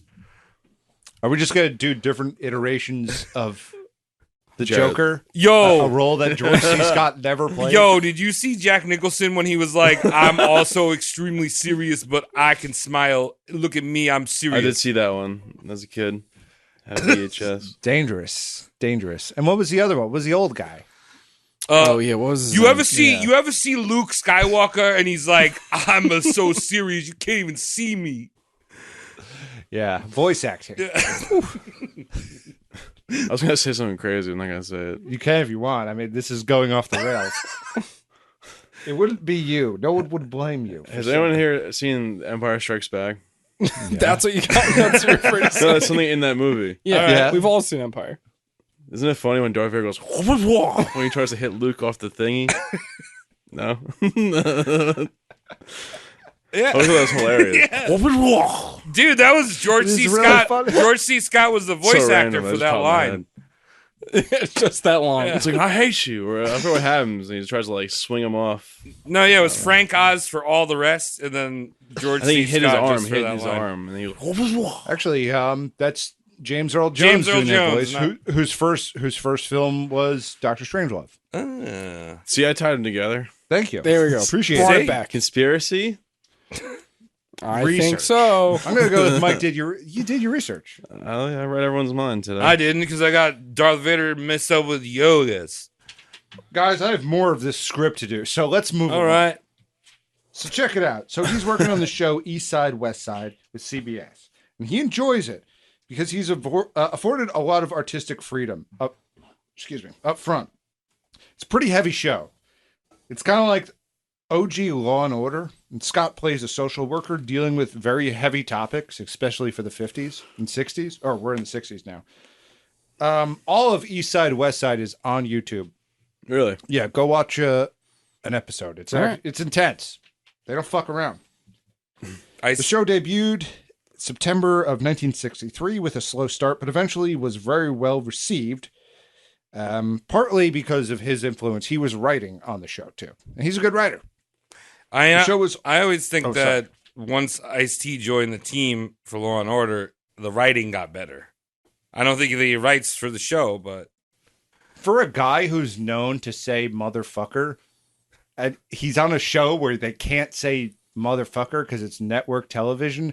That's kind of funny because it's like watching a pimple like walk around the screen that it just can't be popped. Yeah. So the show, of course, was battling with advertisers. When you have these heavy topics, no one's like, it's about abortion. It's about a baby dying because it was bit by a rat. It's about these intense things. Really dark subject matter. And back then advertisers are like, Alpo dog food. It's like the best shit. Look how happy you are when you buy it. Yahoo soda. Just drink it. Yeah, exactly. So no one wants to like see a baby die and then and then learn about their Ben Gay. that new soda for your knees. Are they that back then, right? Ben Gay. Yeah, I think Ben Gay has been around for a while. I mean, it sounds like they named it back then. Well, I don't know about Ben Gay, but Salonpas was tested. It was a Japanese company tested on POWs, American POWs. The most relaxed POWs. Yeah. Oh, I don't know. I think I probably. think the alpha version of Salonpas like melted your flesh. So so they're the trial and error section. It's a deep tissue remedy. Well, shout out to those GIs because that shit works. Thank you for your service. Facts. So we're in a time where everyone's getting offended by everything, even though there's just like blatant racism and misogyny everywhere, which is, it's fun in doses, I'll admit. Yeah. But, society is where it's at. It's not ready to deal with things on TV that aren't just pleasant. Yeah. right. It's time for Andy Griffith. Yeah, we mentioned that before. That was a hit show. Leave it to Now, Beaver. let's figure that together. Yeah. Yeah. That's what America craved at the time. TV land. But not TV land. It was all normal TV. Yeah. TV. Stop. So Scott grew frustrated because he kept getting stifled, right? They kept cutting stuff and it just wasn't working. So he would go to bat for certain scenes and dialogue, and at airtime, the cowards would just cut it out and sometimes go back on the words. Like he'd leave a meeting where it was about a specific thing. They would say, yeah, we'll leave that bit in. And then when it was on air, they just took it out. Which is, you don't do that to George C. Scott. No, he'll punch you in the nose. Yeah, he's fucking scary looking. You got to stand your ground in front of him, or else you're a pink weenie coward. He publicly lambasted CBS and even took out ads all over the country asking people to write into the network about the gritty topics. Oh, so he was like, let's confront it. Let's look in those mirrors before we punch him. Yeah, pretty much. Has your baby ever been bitten by a rat? Send letters to George C. Scott. Here's my home address. He did have a kind of homophobic streak in him, as previously mentioned, but he didn't have any racist bones in his body. So he was, when they were dealing with these gritty topics, he was very much in for casting more black actors because they're like, we're in a place where I'm dealing with social workers in a ghetto. I need black actors to work with. I want it to be real, and I want one of the other social workers to be black, and pushing for all these things that people hadn't heard of. Yeah. There was no black regular TV recurring character. Yeah. There were black stars in movies because those were different than advertisements, but TV was way more, way behind what even movies were doing. Right. Super whitewashed. Zach. By mid-season, the show was ranked okay, but James Aubrey, the president of CBS, known as the Smiling Cobra for his cold-blooded, backstabbing nature, demanded the show director David Susskind, that the show be setting be moved from the ghetto to uptown, somewhere where white people would feel more Bring in at the home. whites. So Susskind informed Aubrey that if they did that, Scott would walk. Aubrey called Scott into his office for a good old-fashioned straightening out. Right. This was like what happened to The Big Bang Theory. Originally, it was about crack dealers, and there was Right. yeah, and then they changed it to a bunch of white guys and an Indian guy. Yeah. Yeah. Yeah, and just using buzzwords. Bazinga. Yeah. Gazangis. You don't want to know what the original Bazinga was. Okay? It was raunchy. Yeah. Some good shit. Let me tell you, it involved sex with your socks on. It was several slurs strung together like some kind of weird German company. You know, I've never watched that show, Big Bang Theory. I like. Good. Probably better for it. Yeah, it's like it's just Now, Scott, Yeah. at the time of this meeting being called, he was quitting smoking. Oh, so he's even more irritable. Yeah. And he's eating apples all the time to curb his appetite. very for- acidic. I'll say that. Oh, yeah, very acidic. So while Aubrey started yammering on about his complaints, Scott listened while peeling an apple with his pocket knife. After Aubrey was finished yelling, Scott stood up with the knife in hand to Aubrey's face and said, "The show is staying right where it is. Goodbye, Mr. Aubrey. We're not meeting again." Oh, What a badass. I like that. Just Yeah. straight up, just cutting ties. damn. Just being honest, man. Shooting ropes, cutting ties. Have you said enough? One of those kind of things. Yeah. Are you done? Yeah. Tommy, remember I when got I was places to trying be. to be cool and doing that with an apple before the show, and I showed you? I did another George C. Scott thing and just cut my hand open. Yeah. and did a show afterwards. Yeah, we're hanging And out. we did a show Like, afterwards. I was always like, you don't look that comfortable doing this. But I look like, cool. You don't look that cool. You looked like you were going to cut yourself. I didn't want to be rude to you. I was like, have you done this ever before? You just got that knife. Have you peeled before? No. Show. So the show, of course, because Aubrey was the big guy, he shifts it to uptown with some compromises. But the grit was gone, and after 5 episodes in the new location, the show was canceled. Scott was not a fan of TV for many reasons. The show was pulled because of the very same features that Scott and Susskind set out to achieve. So, makes sense. The depression, the grit, the realism, all the shit they injected was totally taken out of it. And Scott's view of television had changed forever. A quote that I like a lot of, that he said in some interview is, "It's the most powerful communication device since the history of language, and it's full of shit." That's so accurate. He would have loved the internet. Yeah. Oh, Right. God. Punching screens. He probably would have gone to Hawaii. All these mirrors. Yeah, he would have gone to and Hawaii. keyboards. Gone to Hawaii and threatened Zuck with like a machete. I don't want to sign up for your face. I want to see someone else's face. Scott and Dewhurst, they purchase a farm in Westchester County. Scott purchases a lot of the surrounding acreage, and they build all kinds of guest houses and whatnot. The main house was always a work in progress and filled with chaos.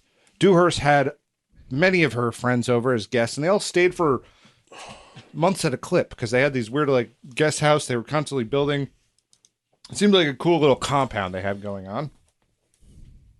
Scott, who was the one who initiated to buy the farm, he loved it at first, but he hated all the guests to come by, and his alcoholism was Increasing. well, here's the thing, like when they first bought the farm, he wasn't drinking as much. He kind of cooled it down, but the guests made him want to drink, which I understand. Yeah, I don't blame him. Yeah. Want some quiet. Yeah. Free from his CBS commitments, Scott did 2 very forgettable films in Italy. The first one called The Yellow Rolls Royce, which had 0 bearing on his life. It was an in-and-out job. The next film was The Bible, which That's was a a good one. giant flop. But it turned out that we were going right into a very dark time for Mr. George C. Scott. Starts all with this production. He arrived in Rome, August 1964, meeting director John Huston in his suite to discuss the film and meet Sarah, meet the Sarah to the Abraham he was playing. Who comes in? Ava Gardner. And we've covered her kind of before. Frank Sinatra episode. Yeah, I feel like she's popped up in another one too. Yeah, there's Would she pop up in the Liz Taylor one? perhaps. I think so. She was like the babe for a long time. Yeah. And shit. Yeah, there was someone else we covered who had a relationship with her. Doesn't matter. So Ava Gardner is the Hollywood hot piece of ass who left the broken hearts of Frank Sinatra, Howard Hughes, Mickey Rooney, all on her donk-ass wake, if you know what I mean. She was the Andre the Giant of sex at the time. Oh, all right. sounds hot. Very hot. Good for her. Beautiful woman. So Scott and Gardner, they hit it off right away.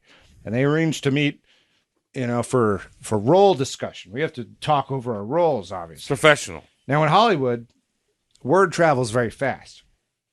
Now, Frank Sinatra, he finds out that there's another young buck. Pissed. He gets jealous, very jealous of Scott, as he is somewhat threatened by his presence. He's an actual tough guy. Well, one thing we learned about with the Rat Pack, right? That was just a bunch of guys showing each other their dicks. Yeah. No exaggeration. Yeah. That's what the Rat Pack did. It was awesome. Yeah. Just showing them off. Yeah. They were in hotels in Las Vegas and smoking cigarettes and ashing and boomerang ashtrays, which is the coolest shit in the world, and showing each other penises. And see, he didn't know what George C. Scott's penis looked like, so he's intimidated. He wanted it. He needed the look. Theory has it that, like, we covered Frank Sinatra, and Sinatra always needed hired muscle to do his dirty work. Mm-hmm. He was a worm. He's a worm in a suit. Skinny guy. But George C. Scott, he was the first tough guy that Ava Gardner was dealing with. Yeah. All the other people I mentioned, Howard Hughes, weird billionaire. That's it. Yeah.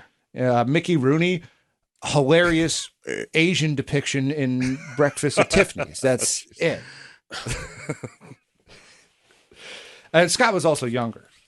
It didn't matter. Gardner was never actually in love with Scott. She liked him as company, but Scott was crazy over her.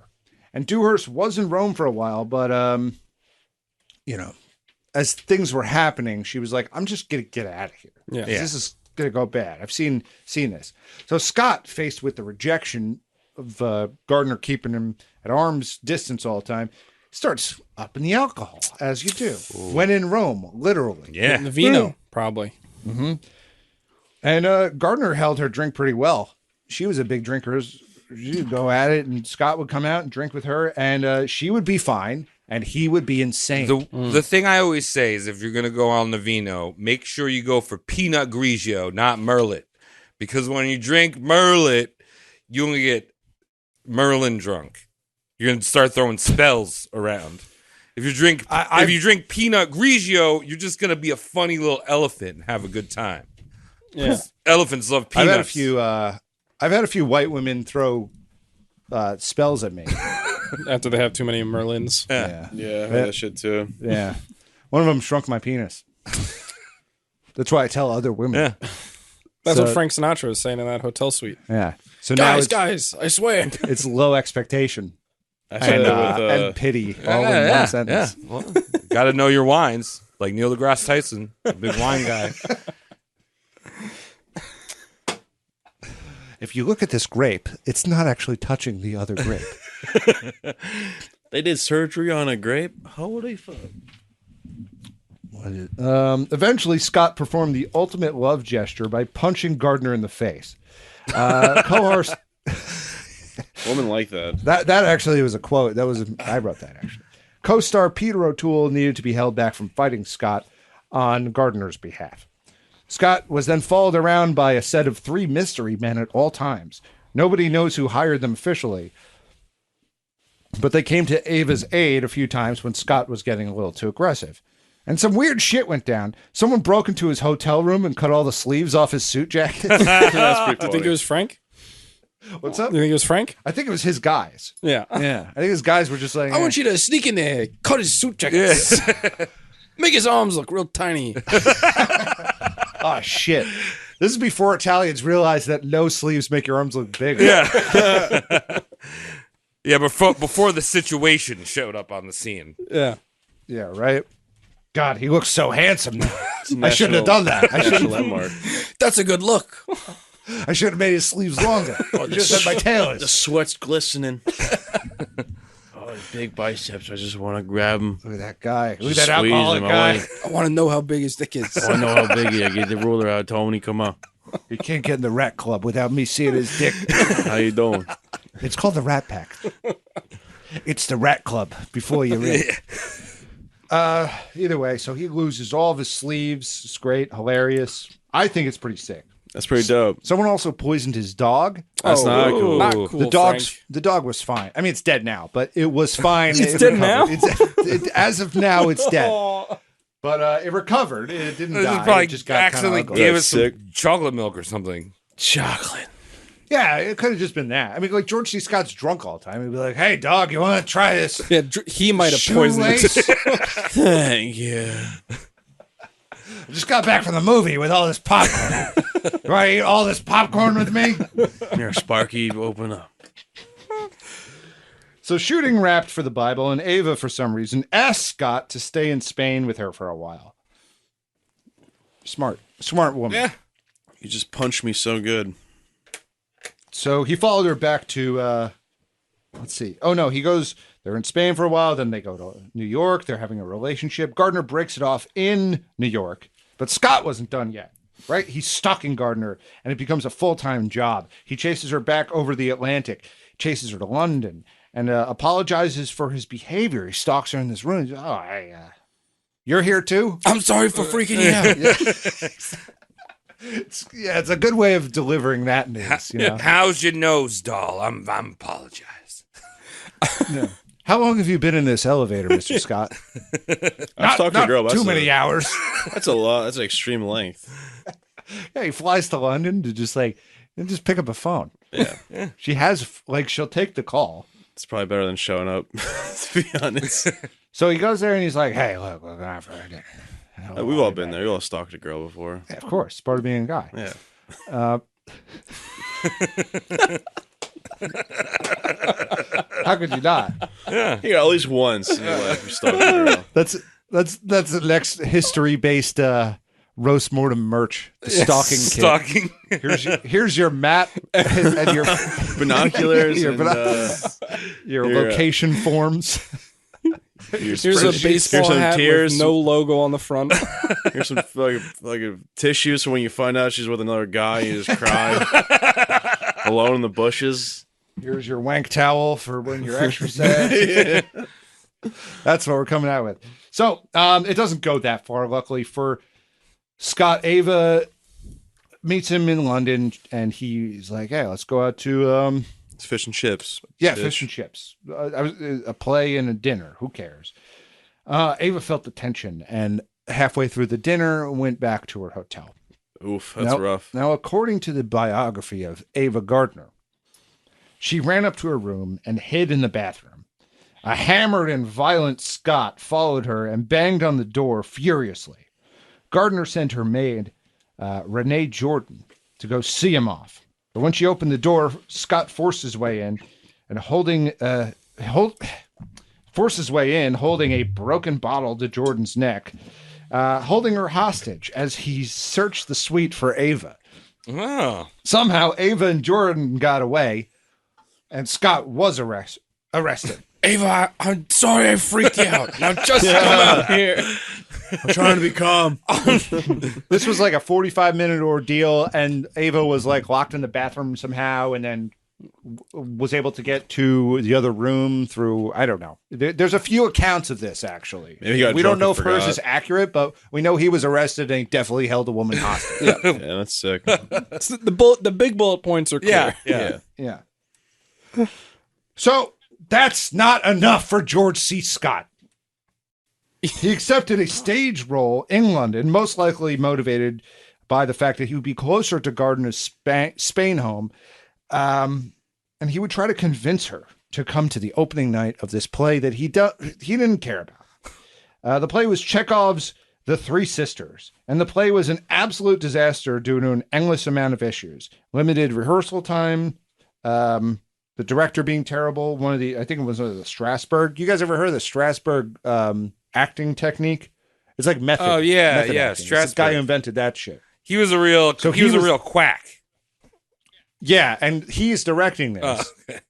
And Scott is like, why do you have to pretend to act? Just do acting. He's that guy. And also pretty funny. They were rehearsing in another location, and then on opening night, they went to the theater to do their dress rehearsal. No one took account for this. The place they were doing the play, the stage was tilted. So all the props had to be sawed off. Everything had to be fixed, and the actors like fell opening night. Things just kept happening. It was terrible. Yeah, I mean, that's kind of like when Bono launched Spider-Man on Broadway, and the actors were violently thrown into the wall. Part of me wishes that was Andrew Garfield's first Spider-Man. Okay, we're wrapping this episode up. We're running kind of late, guys. Sorry about this. Sorry, I'm snagged. Oh, you're snagged. What do you need? Get closer to me. Here you are. My feet stink. Sorry, everyone. I smell like ass. Terrible. Yeah, how dare you, Mike? So the worst part about the play, for Scott anyway, is that Ava did not show up for opening night. Terrible. Just a bunch of booing Brits. Okay? Oh, After the performance, Scott got hammered and destroyed his hotel room. Not forgetting the bathroom mirror, cut his hand again. ooh. He's like Henry Rollins in that Black Flag album cover.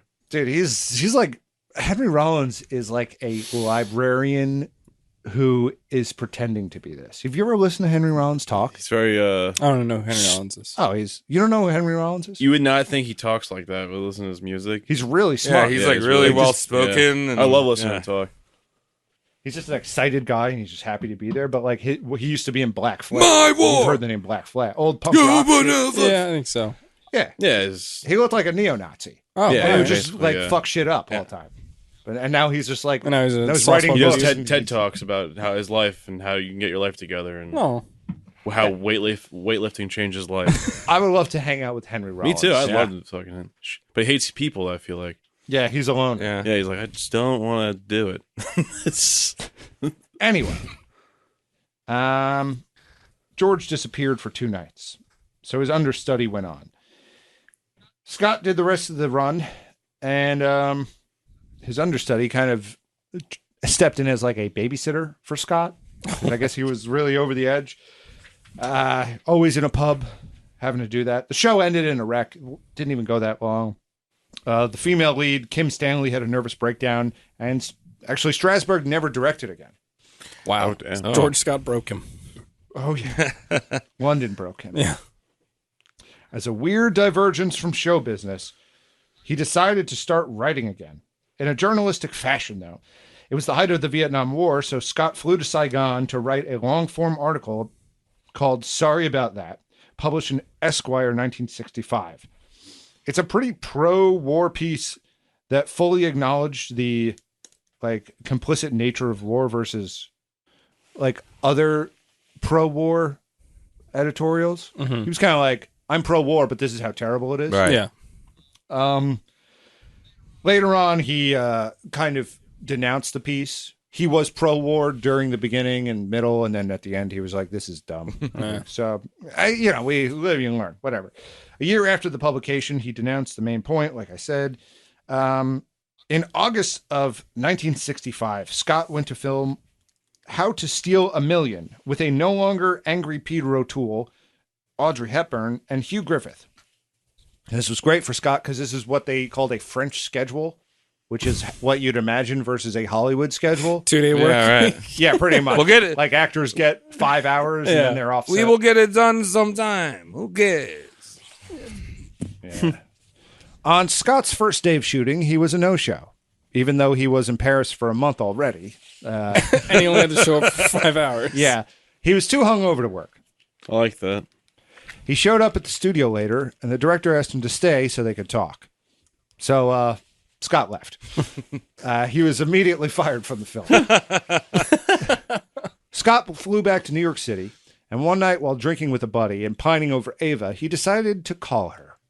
He somehow knew exactly where she was in L.A. She picked up, and he hung up furiously.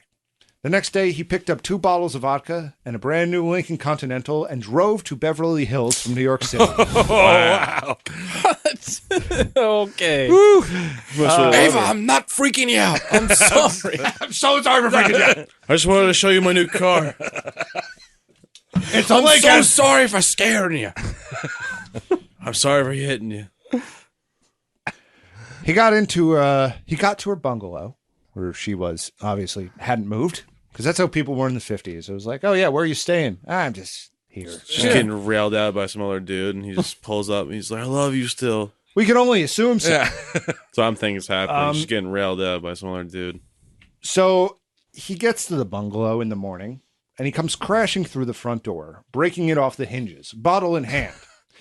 From there, he proceeds to beat the shit out of her. Oh. He, between smacks, she manages to calm him down and fakes promising him that they'll be together. Then she's convinced to let a doctor friend come and give him a sedative. Somehow he's drunk enough to, like, after beating the shit out of her, listening to her just long enough and buying the bullshit, he lets the doctor give him a sedative. The doctor came and injected Scott with something that was supposed to put him out. Oh, no. And immediately after doing... whoopsie daisy. Wait, so he drove immediately all... after taking the... Hold on. He drove all the way Hold on. across the country to beat up a woman. Yeah, 3,000 miles to beat up Ava Gardner, hammered. And after he beats her up, takes the promise that they'll be together as face value. She calls the doctor, says, he's just going to give you something to relax. Now, she is like, give him something to knock him out for 3 days. Whatever he injects this beast of a man with, he stands up right after the injection, walks out the door, and drives home. Oh my God! He never sees or contacts Ava Gardner again. Just had to get that one punch in Oh, again. yeah. Last. Wait, and by drives home, you mean he drove back across America? Well, he probably napped the next town over, but the fact that this thing was supposed to put him Right, out yeah, after yeah. being that Just left. yeah. We have to find what the doctor gave him. Shit. It's just sugar. Just liquid sugar. Sugar. I didn't write it down. I don't know if it had that because, like, back then, Hollywood doctors they just had a whole arsenal of shit. Yeah. You know? Here's some Advil. Feel But better. I thought that would be a great place to end part one. Wow. Oh. He's Oh, quite the it's two-parter? character. Yeah. It's a I'm loving two-parter, so you have to come back next time. Let's really get into this. I like when he beats the shit out of his wife. You thought he was gonna get the injection and die? Yeah, they're gonna like crash his car or something crazy. Whoops, Daisy. The doctor injected pure heroin. Yep, we Good shit. Oh, wrong bag. you know, Mike, we got another. He is exactly at the halfway point in his life. About now, he is 38, and he makes it up there. Wow. It really Wow. does. Damn. All right. Well, thanks, Tom. Yeah. Thanks, Tom. Can't wait to guys. finish the story. Yeah. Oh, yeah. Wild boy. I'm gonna go beat my wife now. I'm inspired. I'm so happy you've been dumped. Mike. I you know what? I've been beaten by a woman. I'll say that. I never hit a girl. You told I- me about that. Yeah, I've been beaten by Yeah. women. Small spoon. You just gotta take it. But you didn't report that, right? Because you're a man. Most What am I gonna domestic do? abusers don't report it. There's like Yeah. tiny girls beating the shit out of me and be like, oh yeah, she hit me. Yeah. Well, as soon as you What? do something to grab her, it's like, Yeah. Oh, that's yeah. Let's four white men Cut that, discuss the Zwick. I nuance wanna hear that. of Domestic Yeah, abuse. I think that's good. So cut that. To the And with that, I think you should go follow us on Patreon. We got a new system going on. You could leave us a 5-star review or a 1-star review. Those are fun on whatever you That's- listen to. Oh, right. Yeah, I think Spotify now does. ratings. Yeah, you can't So- write anything, but don't hit you women. just hit that 5 stars. Yeah. Or 4 stars. Yeah. Or 1. Or 1. But we're 2 or 3 is No. an insult. Yeah. Yeah, no. Either hate us or give us Yeah, a don't good give me rating. this bullshit like in between. Every 5 stars. No milquetoast Every shit. 5 stars, a Rogan gets his wings. So come on. If you give us 3 stars, I'm beating the shit out of you. Mike will get 2 handles and drive cross country Because to I'll beat you up. find you and beat the shit out of you. Mike, I've been looking at the roast mortem expense sheet. I noticed you've been building a lot of Lincoln Continentals. Well, I was going to tell you guys that later. Well, if it's It's for a love, fucking who am Lincoln. I? Wait, Mike. So you drove all the way down to Alabama, and then you got beat up by a woman. And you come back, and your knee. And I came is- back. Yes, my knee's all she fucked She up. put you in like literally some wrestling move and just snapped your leg. She put me in the crippler. Whatever was Chris Benoit's technique. That one. Yeah. The family style is called or something. Happy family. All right, let's wrap this show before we get into Benoit territory. All right. Yeah. Thanks very much for your patience, everyone. Donald Jane. GoFundMe.com. / Mike Regan 69420. Yes. If you want to contribute something to my funds, there will not be a link. I'll suffer alone. All right, thank you, Shane. Thank you, I Shane. probably wouldn't spend it right. Check. Rolling. All right. Rolling. Connor, you rolling, you said? Yes. All right, Red light cool. is on. I'd like to open this episode right away with an apology to Connor, but a congratulations to myself for the finest prank I have ever pulled on Travis Lee. Wait, is today? Am I Bill Murchie? Am I Bill Murchie in Groundhog Day? Yeah, that's you this week. Yeah. Because I you was played wondering it. why you weren't going to apologize to Travis, but now I guess I know why. Here's why I'm not apologizing to Travis, and I'm going to fill you in with this, listeners.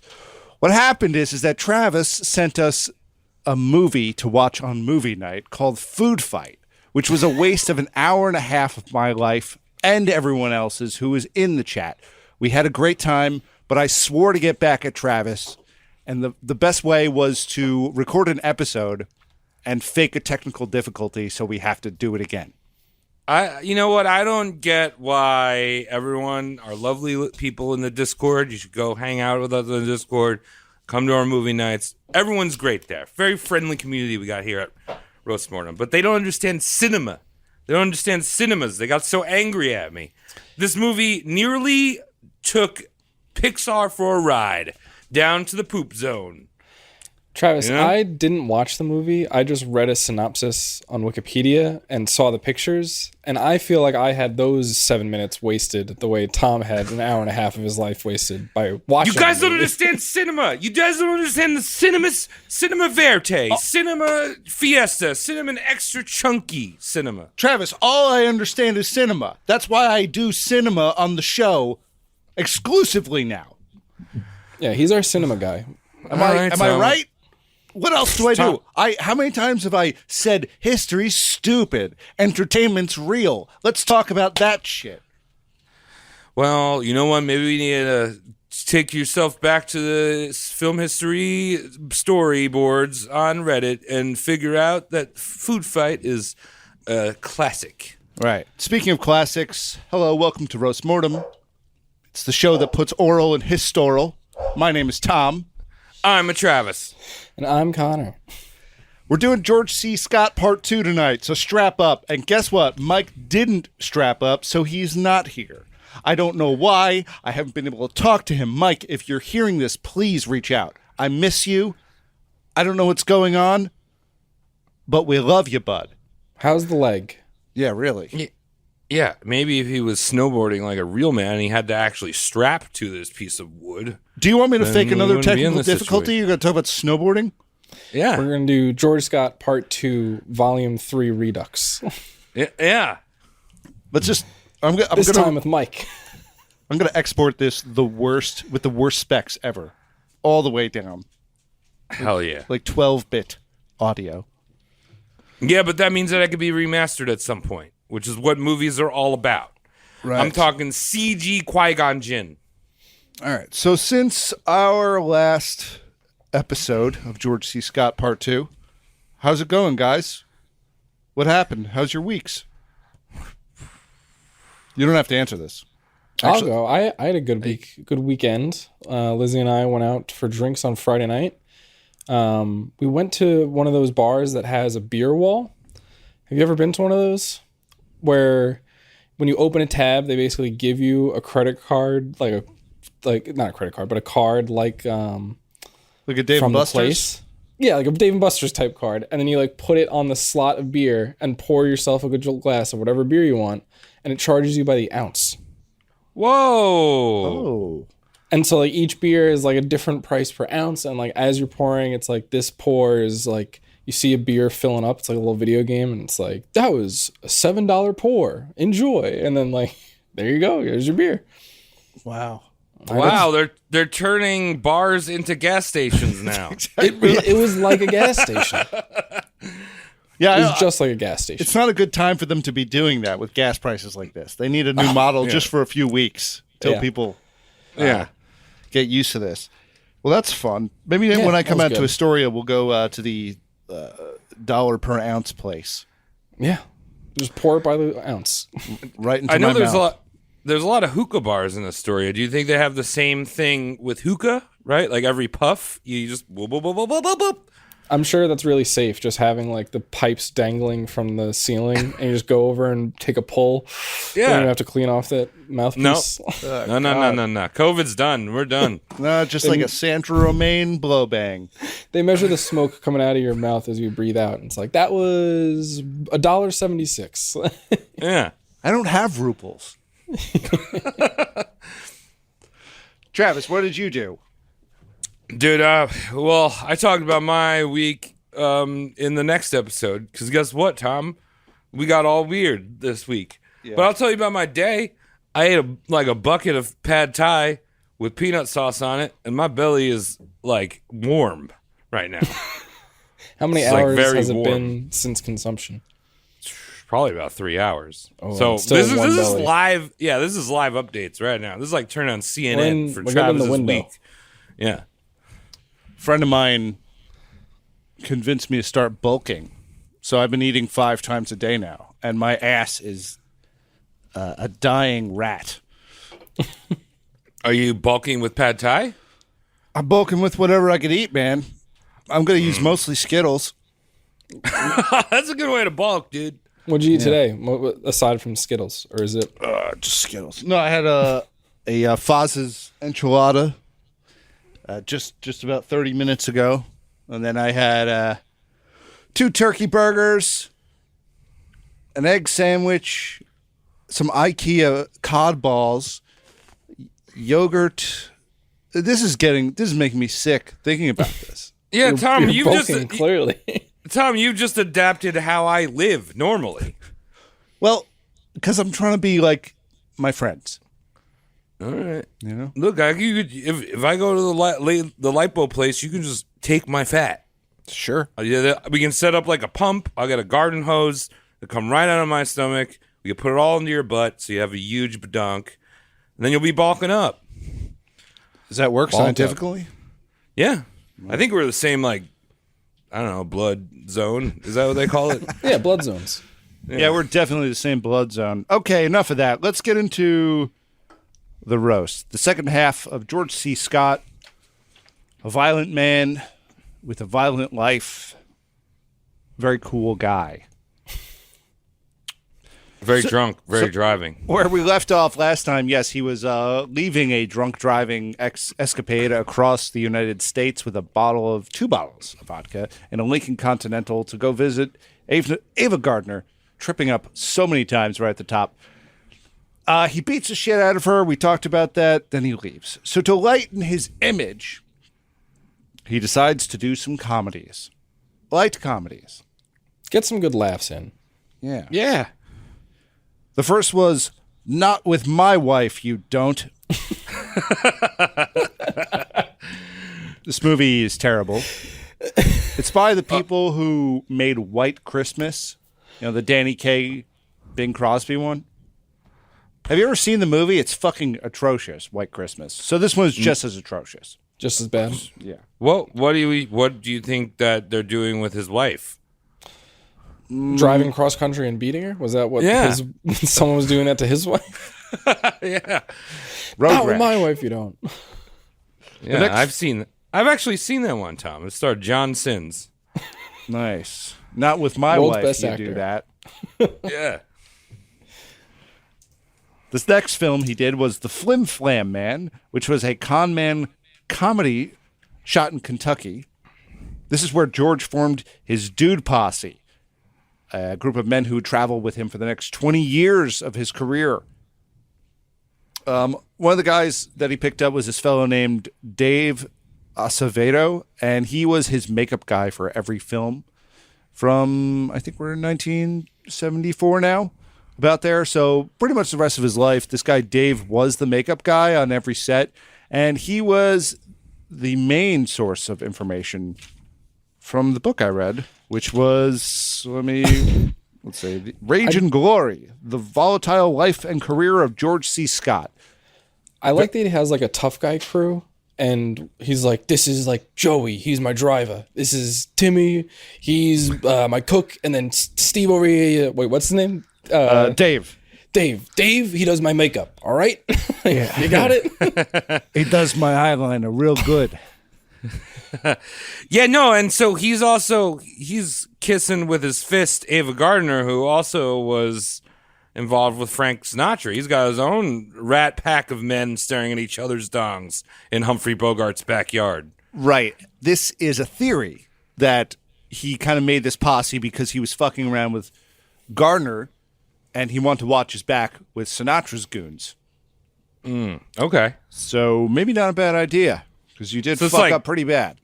That's like that story, what it is. It's like the Southern story with the Puerto Ricans that are Jets and the Giants.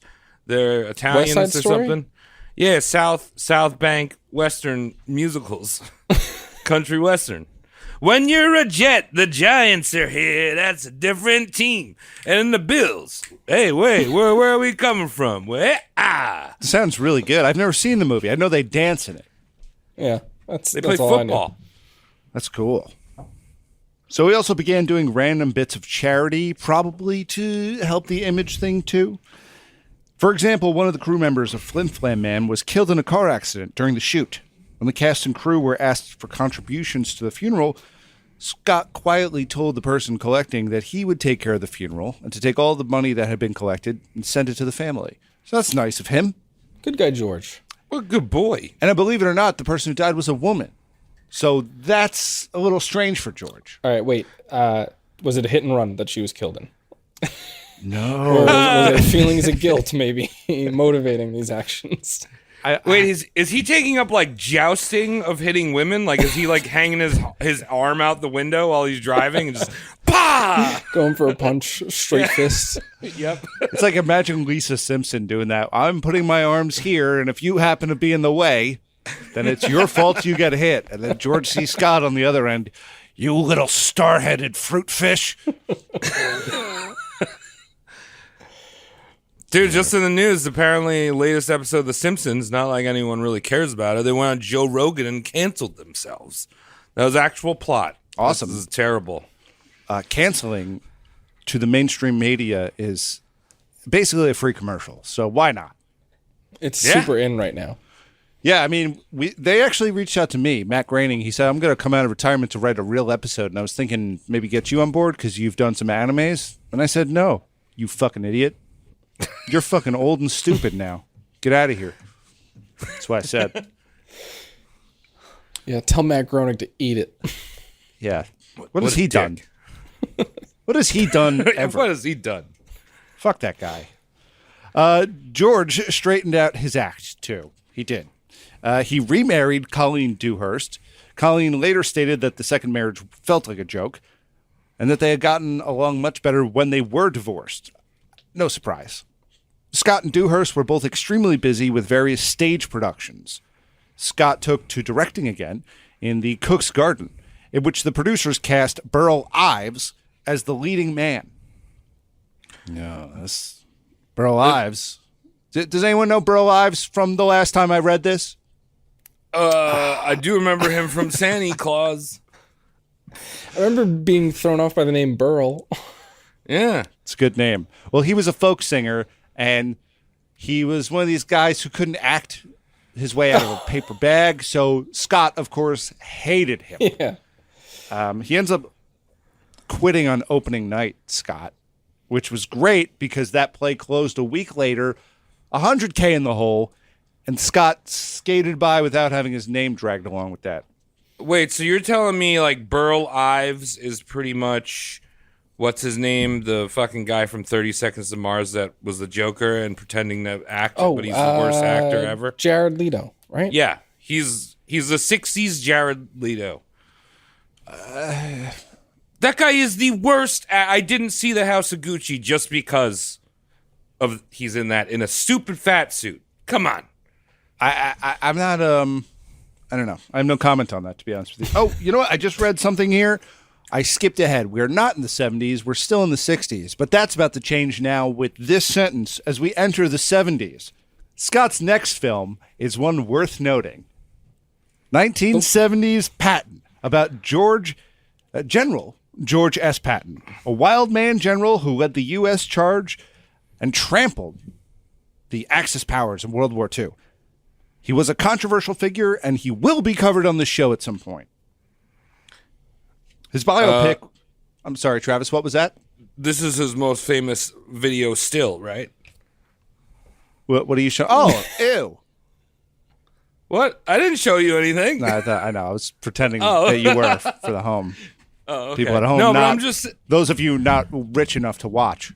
I can send a dick pic if you'd like, but I'm saying this is him standing in front of. If you don't know, it's him standing in front of a flag, yelling at people. Yeah, That's a general. it's a good one. This is a great film. Truly is. Let me tell you more about it. The biopic on Patton was in the writer's room for about 20 years. In the 50s, it was in the works, but Patton's wife got involved legally and stopped the development. When she died, others in the family continued to hold it up, and even the Department of Defense stepped in. Eventually, the Department of Defense let up, and in 1966, the writing continued. So, thanks, government. Dude, They're I like, love Vietnam has really tanked our image. Let's get a good movie out there that make the boys feel good about fighting wars. I mean, if this makes you want to fight, if this doesn't make you want to fight, Yeah. I'm sorry, you're a disappointment. I mean, I'm just gonna go what they do in say other countries. I think the government should make all of our movies, approve all of them. You think so? Yeah. I don't want creativity. Movies aren't supposed to be creative. They're supposed to have a message and a purpose. Tell me what to think. Yeah. Come on. That's what you're doing with TV when you watch 30 Rock. You're like, oh, look, they made this actual channel, and this is not how it is. This man, look, it's lady. Something that really struck me odd about 30 Rock is that it was like, look how zany we are. Yeah. Look at this crazy office that we have. It's like... I did work for 30 Rock. Like, I worked for actual NBC, and they all seemed pretty miserable. Yeah. They don't keep the lights on.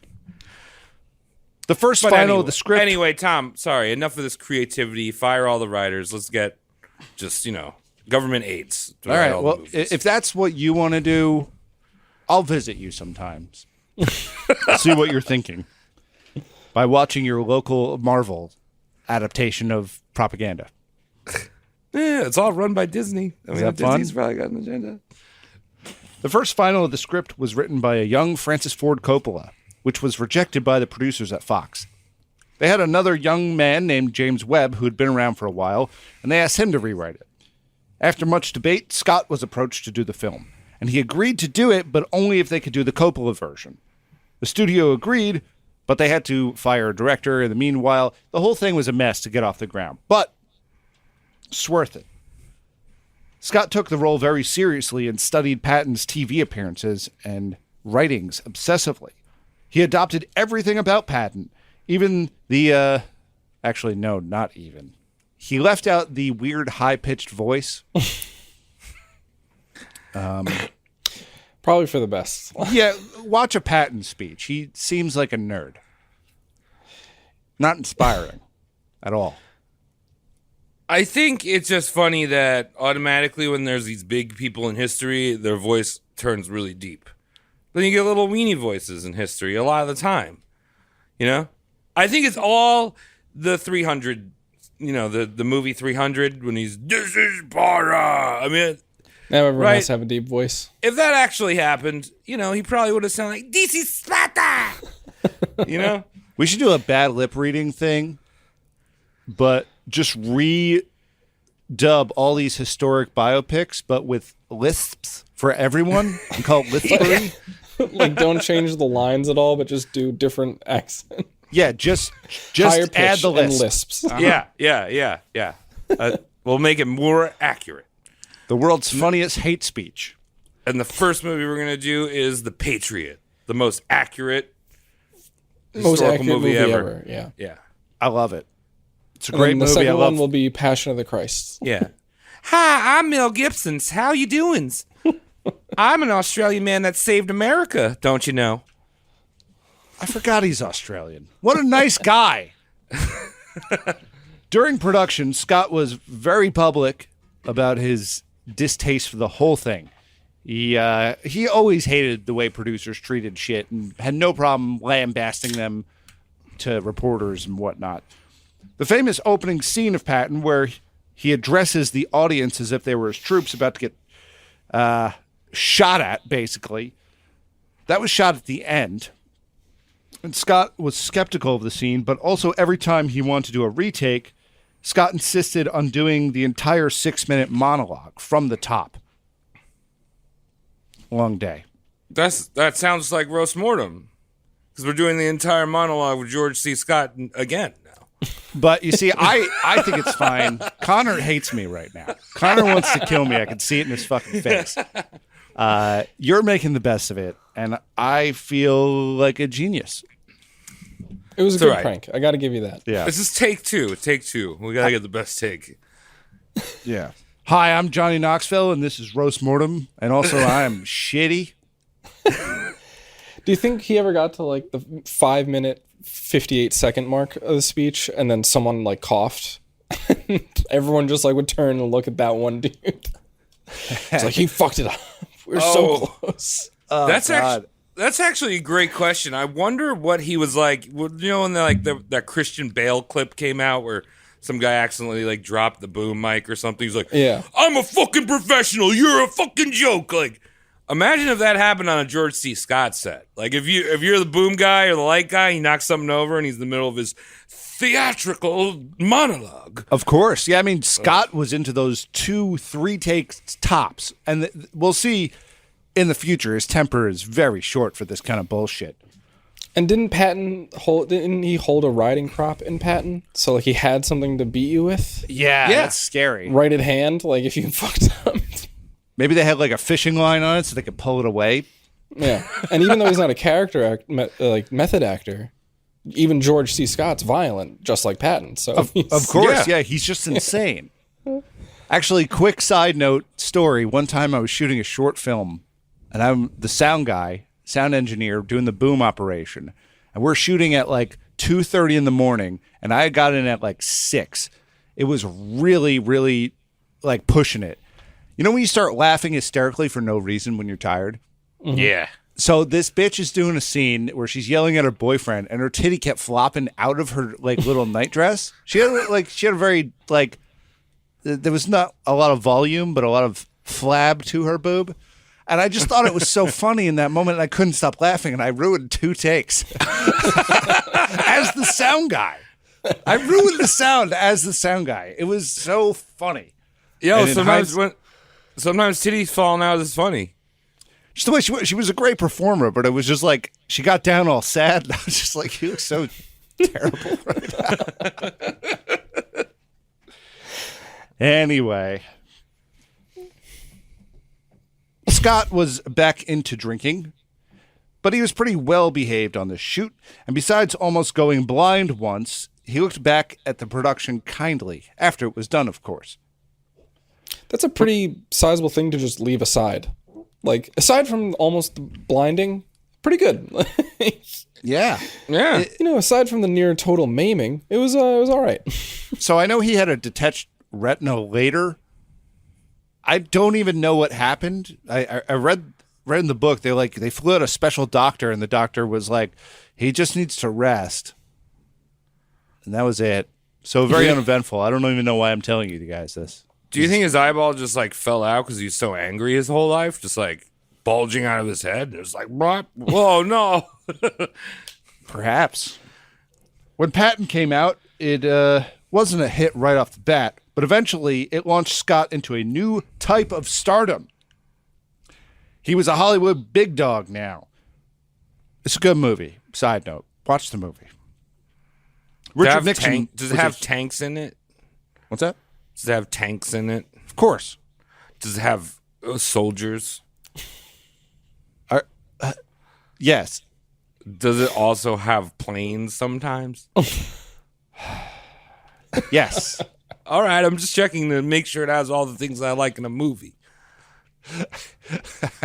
All three Good. boxes checked off. Yeah. Tanks, soldiers, planes, sometimes. Yeah, and written by the government. Speaking of the government, Richard Nixon was a huge fan of the film, and some believe that after a few viewings, he was inspired to invade Cambodia. Oh, give me that rockin' Cambodia, just like Patton. I like how you're doing a Richard Nixon impression from Futurama. And not even a real one. Maybe my favorite depiction of Richard Nixon, though, Yeah. is Futurama Nixon. Yeah, Spiro Agnew in Futurama, the premiumists. after the film came out, Scott continued working on a few forgettable films and directed a TV production of the Andersonville trial. We mentioned that in the last episode. He spent $150K on the rights to Harrow Alley as his first real shot in producing. He wanted to direct it, which totally backfired because no studio would fund it or put it out. So it got shelved. And the last I heard, Emma Thompson was trying to do something with the script in 2018. It's not going to happen. Nah, Who cares? probably just not even do that. So when you said Emma Thompson this time, I also had the same thought last time you said Emma Thompson. I instead was picturing Emma Watson, and I was like, man, it'd be weird for Hermione Granger to make a George C. Scott movie. And then it clicks. Oh, no, not that Emma. Although Emma Thompson was in Harry Potter, too. Yeah, she was one of the professors, right? She's one of the homeless professors in that movie. Wait, she's the pigeon lady in Home Alone 2? Sure. No, that's Donald Trump. In Home Alone 2. Yeah, okay, yeah. Yeah. Wait, so speaking of movies that never got made, did you ever see that little memo that Julia Roberts put out that she was going to play Harriet Tubman? I actually saw that in passing today. What? And I had to scroll past as soon as possible because I didn't want to laugh in a fit for hours on the ground. The Yeah. idea of Julia Roberts in blackface.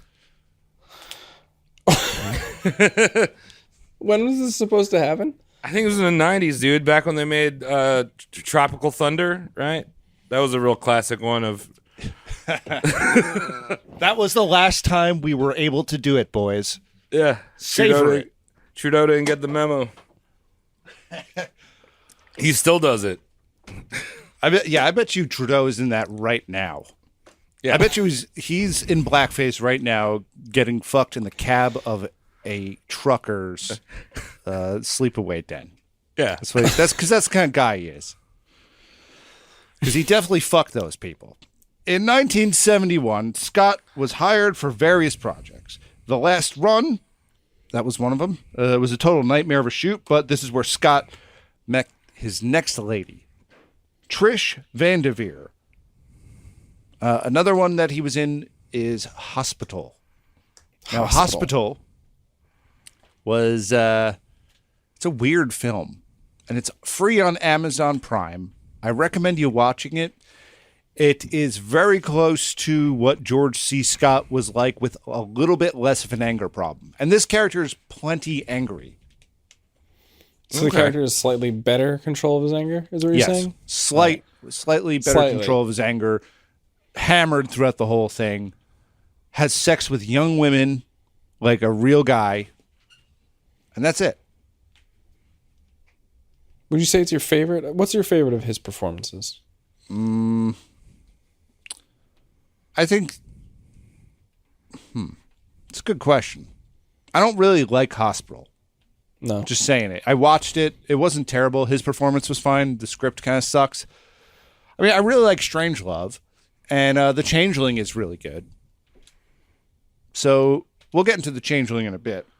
I think I need to go to the hospital right now. Oh, is it the pad thai brick? Dude, it's so hot. It feels like there's like literally like somebody like lighting little matches in my stomach. All right. Do you need a few minutes? And I'm also going to leave this in. No, I'm good. I think if I poop, I'll just do it here. I have this gaming chair, so it needs to be coated in a proper film. Yeah, it's like a cast iron skillet. It needs to be seasoned every couple months. You're a real hero, Yeah. Travis. Thank you. So during the filming of The Last Run, the Oscar nominations were announced. Scott's public stance was to not participate in the Academy Awards. As he said, the Academy Awards show is a meat parade. Ooh. Great insult, still works. Yeah. I like meat parade. It's the only type of parade I like. I know Tom, every time the Oscars are on, Tom is right there watching for the best, latest outfits. All these important people, the most important people in our industry and in our world, besides the men in the government that write the movies. Right. Because they have to be behind closed doors. And they're actually Indian children. Yeah, that's true. The little baby shark, that's going to be the next animated Pixar movie. But the guy who did Food Fight's going to make it. Awesome. Because he bought Pixar after Food Fight came out. Because it was so good. Trav, let me tell you. I want to ask you something. Yeah. Do you remember our first time Twitch streaming under Roast Mortem? Oh, yeah, we watched the Oscars. Yeah, we did a live commentary on the Oscars. We Wow. did. Yeah, it was pretty good. 2/3 of it was really good. Which one was it? Which Oscars? I don't remember. It was the last one I watched ever. Was it the one where they got the award wrong? That was the last funny thing that happened at the Oscars. Oh, what? Warren Beatty saying La La Land, and then Oh, they gave him the wrong envelope. Yeah. no, they didn't give him the wrong envelope. He's retarded. He's actually retarded. He tried to explain himself. They didn't give him the wrong envelope. They list all the things on. They list all the nominees, and then they like circle it or put it in bold or something. And he just read the first one. I thought they had given him the envelope for like the different award. No, Like they had no. This man had all the hardware he needed to do his job. And you know what? It's been downhill since Dick Tracy. Let's put it that way. Well, you know, George C. Scott, he had the right idea back in the 70s. Yeah, Just except fuck him. fuck these meat parades. I'm staying home. So he took issue with the campaigning and frivolous competition of the Oscars. He accepted other awards, but the Oscars were egregious to him. That's the Star Wars character. Yeah. Egregious. Yeah. Egregious. Either way, he was nominated and won Best Actor, which he outright rejected. He stayed at home to watch hockey the night of the ceremony. And the Academy Award, the old little Oscar dildo that they hand out, is still in the Academy warehouse to this day. It's just no one can legally pick it up. Yeah, I think that his whole family recognizes that he doesn't want that. So no one's going to pick it up. And the way those things work, I think they still own it because they have to, like, you know this about the Oscar awards, right? That they have to, you have to get permission to sell them. What? Yeah. So if you're given one, it comes with a contract that says you're not allowed to sell it. That's why you see other awards at like pawn shops and stuff, and they hand them off. You have to offer to sell it back to them if you're going to sell it first. It's part of the contract. Wait, that's different than other awards? Like, are you telling me that my parents could have sold my first grade soccer award participation? Well, They weren't contractually obligated to keep that forever because they love me? Well, they did have to buy it for you. I'm just checking. They just got a blank. Yeah, Travis, you were playing soccer. Good job, Dude, I think it was contractually obligated to keep it because they love me like a baby boy. They definitely love you. We know that. The beginning of the hospital, the filming of Hospital was rough. It started just before the Oscars, shooting in New York. Scott missed the first day and showed up on the second day too drunk to do anything. And as I mentioned, it does suit the character of being drunk, so he could probably pass it off as like, I'm trying this character acting bullshit. The doctor was an eerie reflection of his life. We kind of covered that. All right. He actually did get nominated for his role in Hospital. the year later. So the Academy either is rubbing it in or doing something dumb. We don't know. Those people are an evil cult. Let's try it Silliness. again. Maybe if we invite him a second time, he'll forgive us. Yeah. Yeah. It's honestly not that great of a performance, too. I feel like I never heard of this movie. I don't know why they gave him a nomination. Moving on, Scott. I feel like that's all the Oscar nominees. I feel like you just like, what is this movie? No one's seen it. It's because they've given them the most amount of presence in Hollywood. Yeah, that's true. Scott was hot at the time. All right, everyone wants to work with him, which afforded him some nice flexibility. Scott then directed a feature called Rage and was super efficient. Now, Hollywood hadn't seen anything like this. He's directing a film. They're a week ahead of schedule. They're under budget, and he knew every single shot that needed to be taken for the movie. So he storyboarded it himself. People don't do that anymore. It's very atypical. And of course, in typical Scott fashion, he saw the project all the way through to the end, and then during the editing sequence, left the project because he got in a fight with the producers. Producers. It's his own passion project. I mean, it's called Rage, so obviously he has a vested interest in making it go well. Of course. I'm sure it would have been good if he finished it, because he had an eye, guys. Come on. Well, I'm just saying he's not making a movie correctly. You're supposed to go over budget. You can't set up any shots. You just need to follow the actors around. You have to let them perform. You have to let them do your thing. The camera is just a lens to view the stars. I hate actors. Yeah. I hate all of them. I just can't wait till movies are just made with Android people, because then you can actually tell them to do the right thing. Yeah, for once. Stand here. It's called blocking. I bet you there are people who work in Hollywood full-time who have never heard of blocking. Oh, absolutely. I mean, I deal with people, not Hollywood, but I deal with people in, film and advertising that know absolutely no terms. And they make way more money than I do. Can we What kill is them? a frame? Let's kill them. Yeah. If anyone knows these people, let me know, and I'll let someone else know. And we'll see how far we get. But let's just take their money and kill them. They can just hang out with Harvey. All of Hollywood, I'm talking about. Later that year, back a bit. 1972, Dewhurst and Scott divorce again. Scott, Second time's a charm. That's what they always say. oh yeah, Scott needing to hand over everything. I'm talking the farm. I'm talking about a real nice settlement. I mean, Dewhurst had a great career going for herself. Didn't really need it. Scott was paying a lot. Later that year, he married Trish Vanderveer, his fourth wife of his fifth marriage. This was followed by a string of films that we do not need to cover. Do you think she was part of the Van Dutch lineage? Vandervoo, what was her name? Yeah, trucker hats. Yeah. She came from a long line of men that drove trucks. Before they had trucks, they rode around on oxes, and they wore these hats where their heads could breathe. Heads could feel the air with the mountains. It's a good pitch.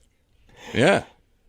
He did get back At me, Van Dutch, dude. I'm about to be your new ad agency right here. that company can't be real anymore. Oh, they're very real. Are they? I don't know. I haven't seen him around in a while. It's like what LFO said. I like girls that wear Van Dutch. But that's the kind of hat that like dudes wear when women should actually protect themselves. Like the kind of hat that's like, oh, if I don't act quickly enough, that guy's fingers are going to be in my ass. Yeah, or his knuckles are going to be on my face. So maybe George C. Scott's wearing the Van Dutch. Maybe. Look, all this shit about him beating the hell out of women and punching people, that's not nearly as much of a disgrace as him wearing a Van Dutch hat. Now, I have to get back to the script. Okay. He did get back into stage performing. and his hate for live audiences hit an all-time high. Multiple times he would stop a show and yell at someone in the audience for taking pictures. He even left the stage and charged a woman who didn't know it was impolite to take photos. The ushers intercepted Scott and diffused the situation. That actually happened to me when I saw the Blue Men group. They always say it's a family-friendly event, but those Blue Men, they take their craft very serious. Charged me. I was in the fourth row, coming at me with drumsticks. How dare you? Are you sure that was a Blue Man group? He didn't say anything because he's a Blue Man, but, you could see it in his eyes. How dare you? Yeah. Yeah. Are you sure that was the Blue Man group? Yeah. Were you in a bowling alley? I was at a Tool show. Now, Tom, you're saying that he hates live audiences, but he also hated dealing with producers and directors. So what do you think he really wanted to act in? I think he wanted to act for his peers in small stage performances. That would be the best case scenario for himself. All right. Venues of like 300 people's tops, and they're all real big play buffs. That's who he wants to show off for. Lots of thespians. That's all he wants. I mean, the woman that he charged was from like Kansas, and they were in Broadway. It was like her first time being in a city. Oh. So she was, yes, she was an idiot, but like, did you have to charge her? I think he could have one-upped it. I think he could have shot her. He should be performing behind like the triple thick glass that convenience stores have in bad neighborhoods. Yeah. I'm putting this up for me, damn it. Yeah. Watch the actor perform. Do not engage in eye contact. Do not feed the actor.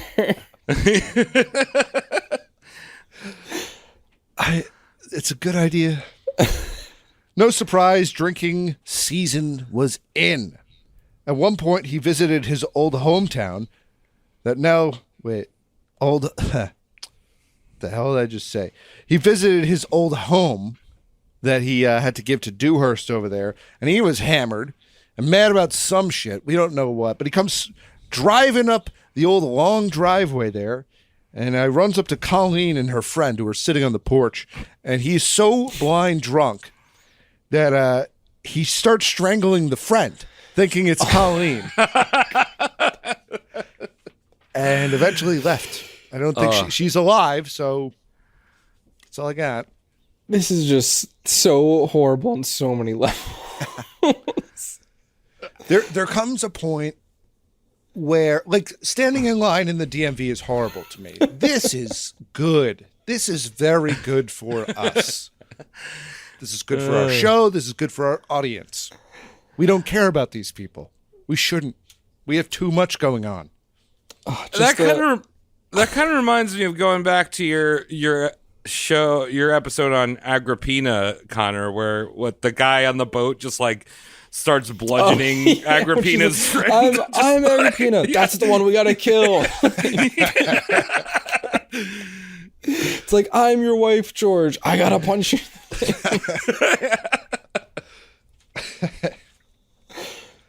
Scott and Vanderveer were now living in an isolation in Greenwich, Connecticut. Scott refused to have a phone in the house in order to reach him.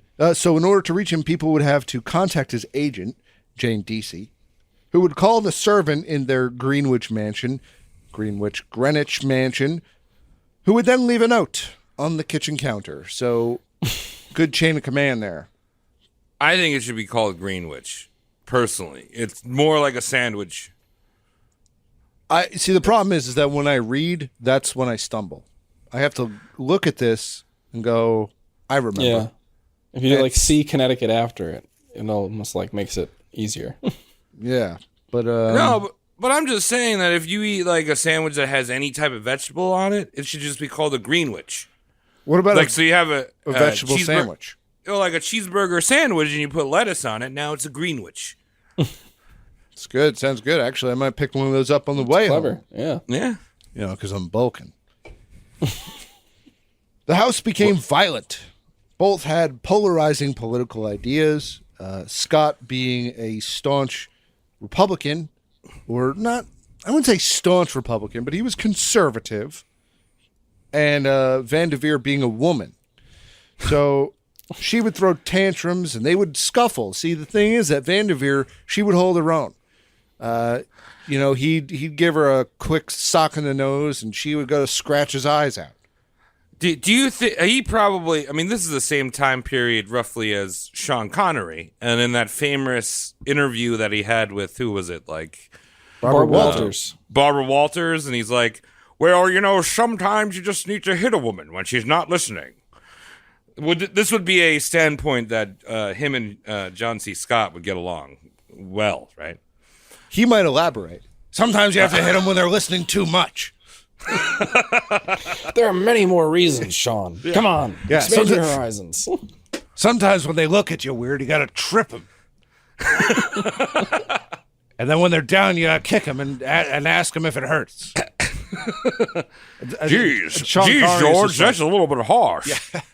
No, Sean, this is what we do in America. I don't know what you do with your dresses in Scotland, but we're out here punching women until they're in order. It's all true, actually. Everything I said. That was a recorded, conversation between the two. That wasn't an impression. That was high fidelity spying. Look, guys, where are we now? Oh, yeah, Scott's controlling nature took over when he came across the script called The Savage is Loose. Not only was he going to direct again, but everything was going to be in control. Even the distribution and movie posters, no interference. He was going to star and direct in this, and he lost weight for this island-stranded character by eating only spinach, eggs, and grapefruit, and upped his smoking to 2 packs before noon. It's important. When you're stranded on an island, you're definitely going to be going through like at least a carton a day. I like to think he was also eating it in a slushy. Like he would just put 12 scrambled eggs, a bag of spinach, and a full grapefruit unpeeled into a blender. Why not some cigarettes? Yeah. This is going to taste delicious. It's for a love of cinema. So look, I wonder if Tom Hanks adopted the same diet when he did Castaway with the Wilson volleyball. He should have. Could have lost a lot more weight, been convincing. Yeah. He really wasn't that convincing. He looked like he was eating craft surfaces through most of it. Now he shows up every day for this film, even though he had dysentery. One thing to note about the film is that any day he went over schedule would cost him $10,000 of his own money. And his young wife co-star was getting on his nerves terribly. Now, he's directing it, and she's going to him, George, what's my motivation here? So George is probably wants to bury her in the sand as motivation. Yeah. Because he hates motivation. He hated actors who talk to directors about motivation. He's like, didn't you read the script? How many ways can you do this? It's not that fucking hard, you know? No. People who ask for motivation are stupid. Actors are stupid. Just act. Yeah. Yeah. Get out there.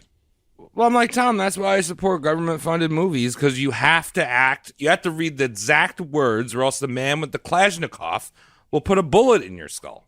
That's motivation, but that's motivation. That's not the side scene to motivation. Scene. That's not scene to scene. You're not holding up production for that. No, I know. You just read the goddamn lines, you stupid monkey. Stupid monkey actor. Yeah. Little monkey tiny hat on there. And I'm the man playing the hurdy-gurdy. And now you're going to dance for me, little monkey actor boy. It's awesome. That's awesome. Yeah. I'd watch that.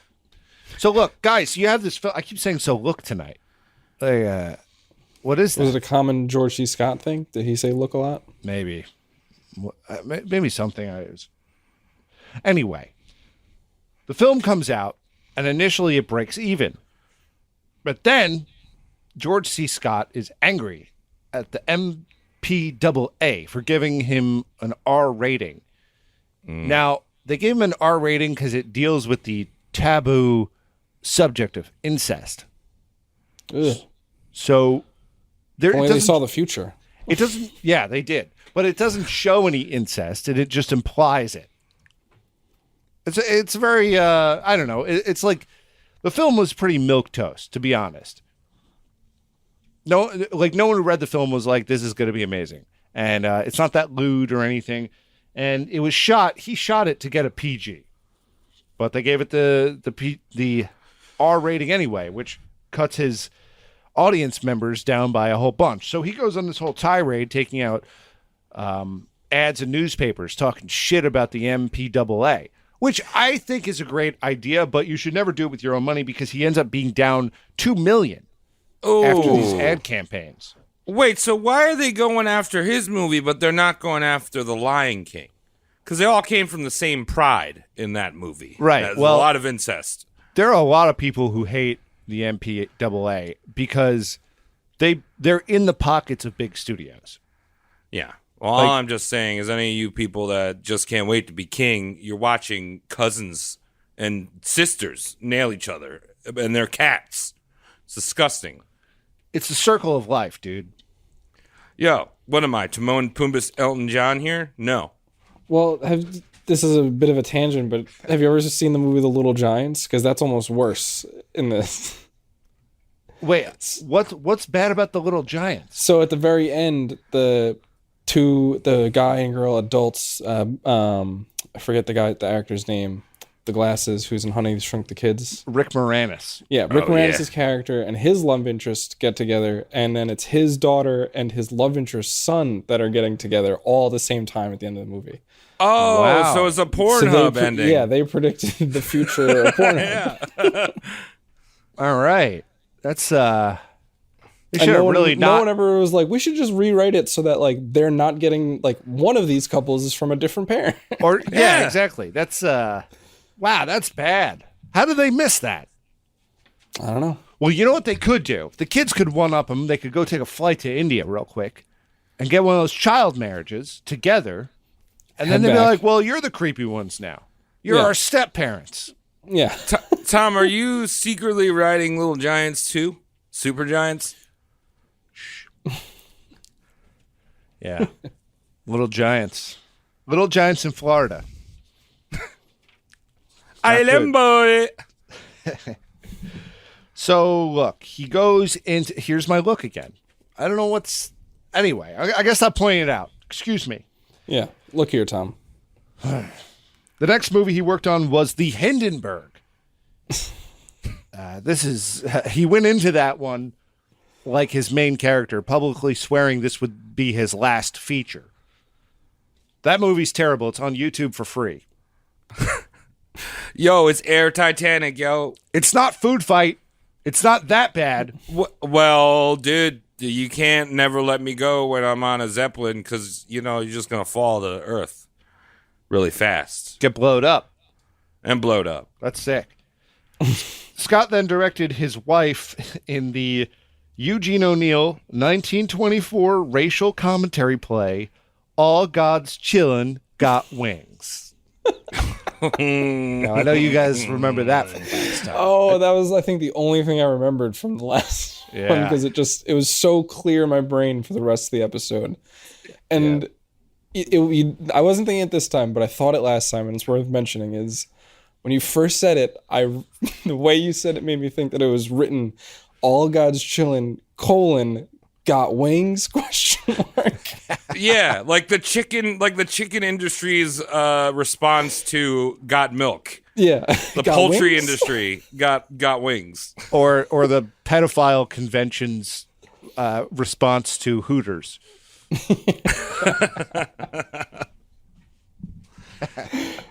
So this was a disaster of a production. Van Devere, she was giving Scott a lot of shit because he was micromanaging. She was his wife. That's not a good conversation ever. The movie, it's not a movie, it was a play. Total flop. It was way, way too late. It was 40 years later that they were doing this film. No, it's 50 years later that they're doing this film when, yes, there was still some racial commentaries to be made, but it was just out of place.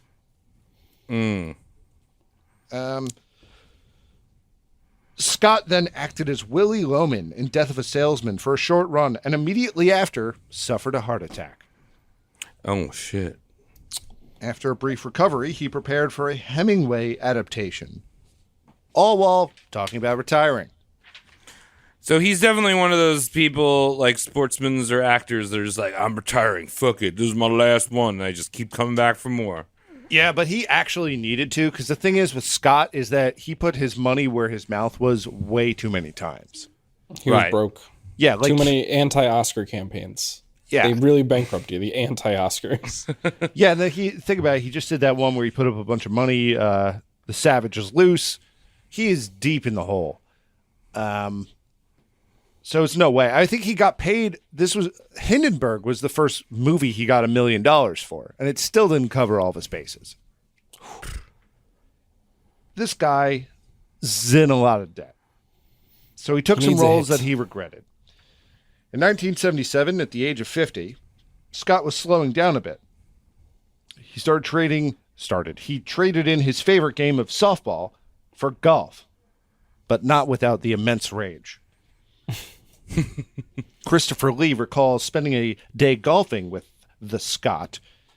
And Scott was hammered, of course.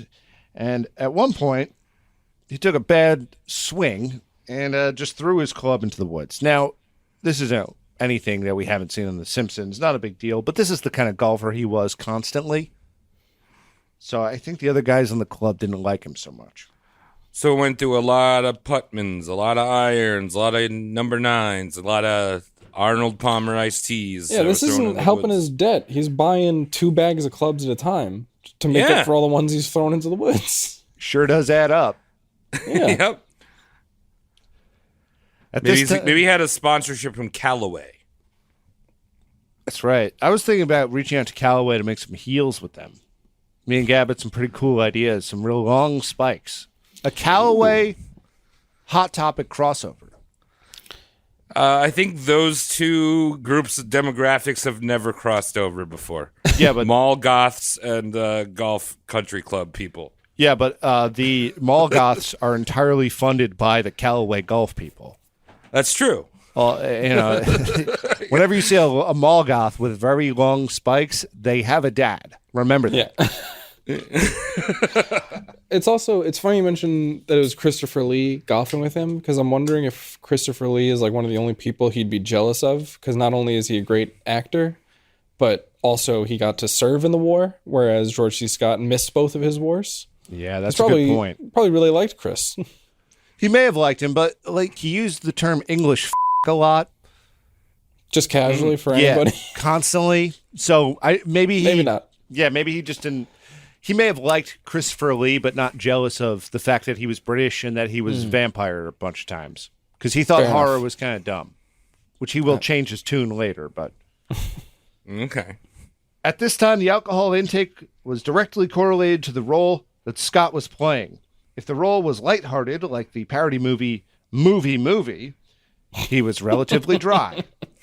On the other hand, when he acted in the movie Hardcore, a gritty porno-themed mystery starring Richard Pryor and Harvey Keitel, Scott would down a whole bunch at lunch. Ooh. 2 perfectly named movies also. Yeah, for sure.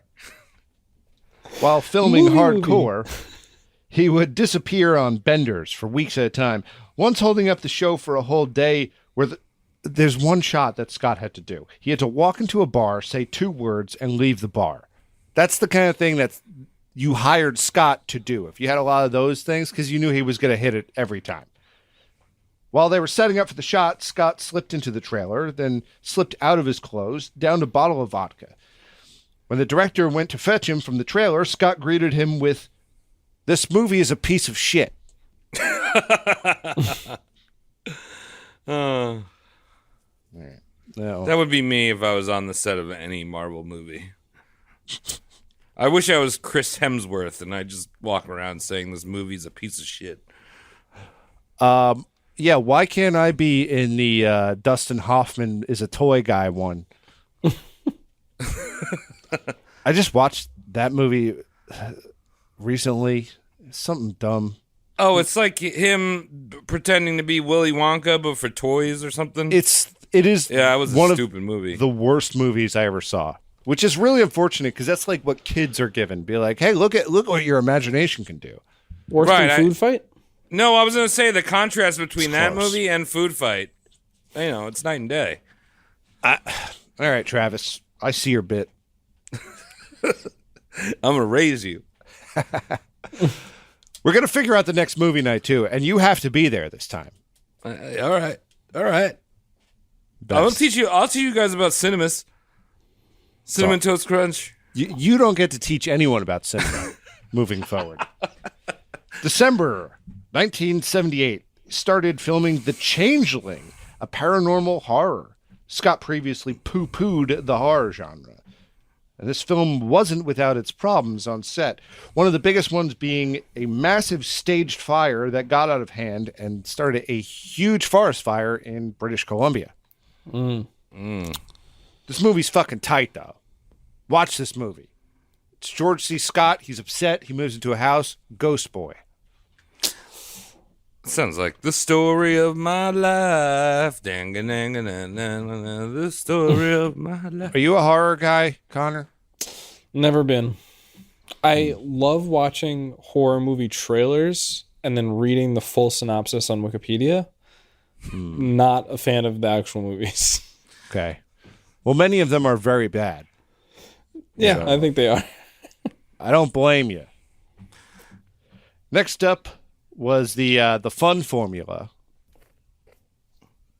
I don't know why I called it the fun formula. It's just called the formula. I'm sorry, I'm really tired. I woke up. Wait, very is early. that the name of the movie? The Fun Formula? You know what? We're going to call it the fun formula. It's just called the formula. I thought you were saying like he's back on the fun formula of making a comedy, so that's why he's not drinking. No. You know what? I'm losing it now because this is like a weird deja vu thing, and I've been up for so many hours today. Guys, he does a film called The Formula, co-starring Hollywood insane person Marlon Brando.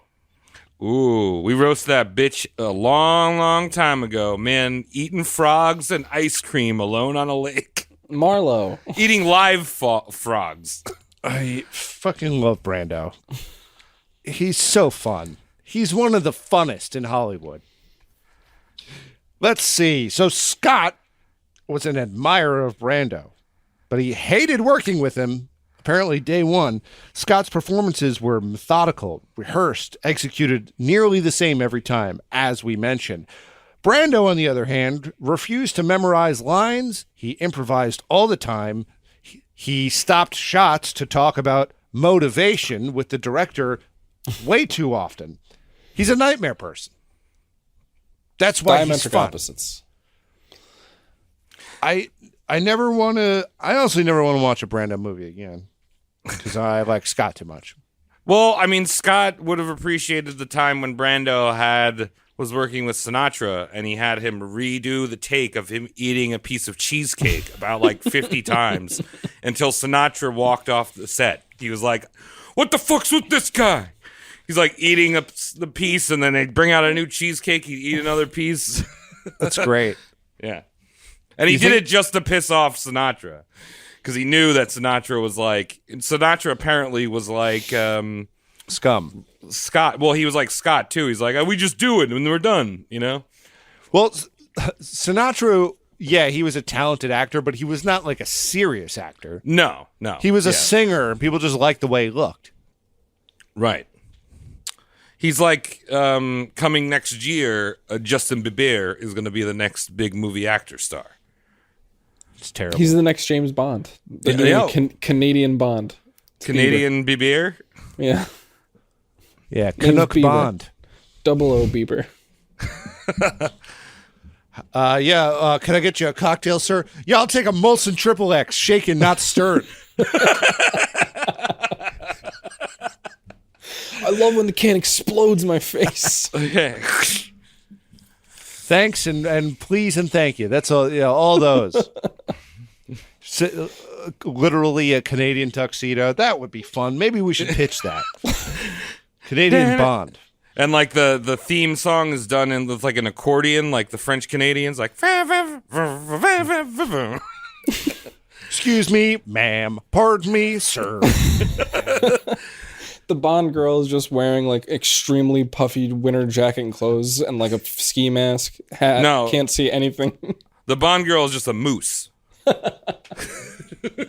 Brando only had a few scenes in this film, and he was off set pretty quick.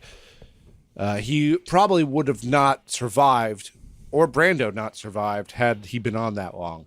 I think Scott would have murdered this guy. Probably Scott- could have gone down as justified, though. You know?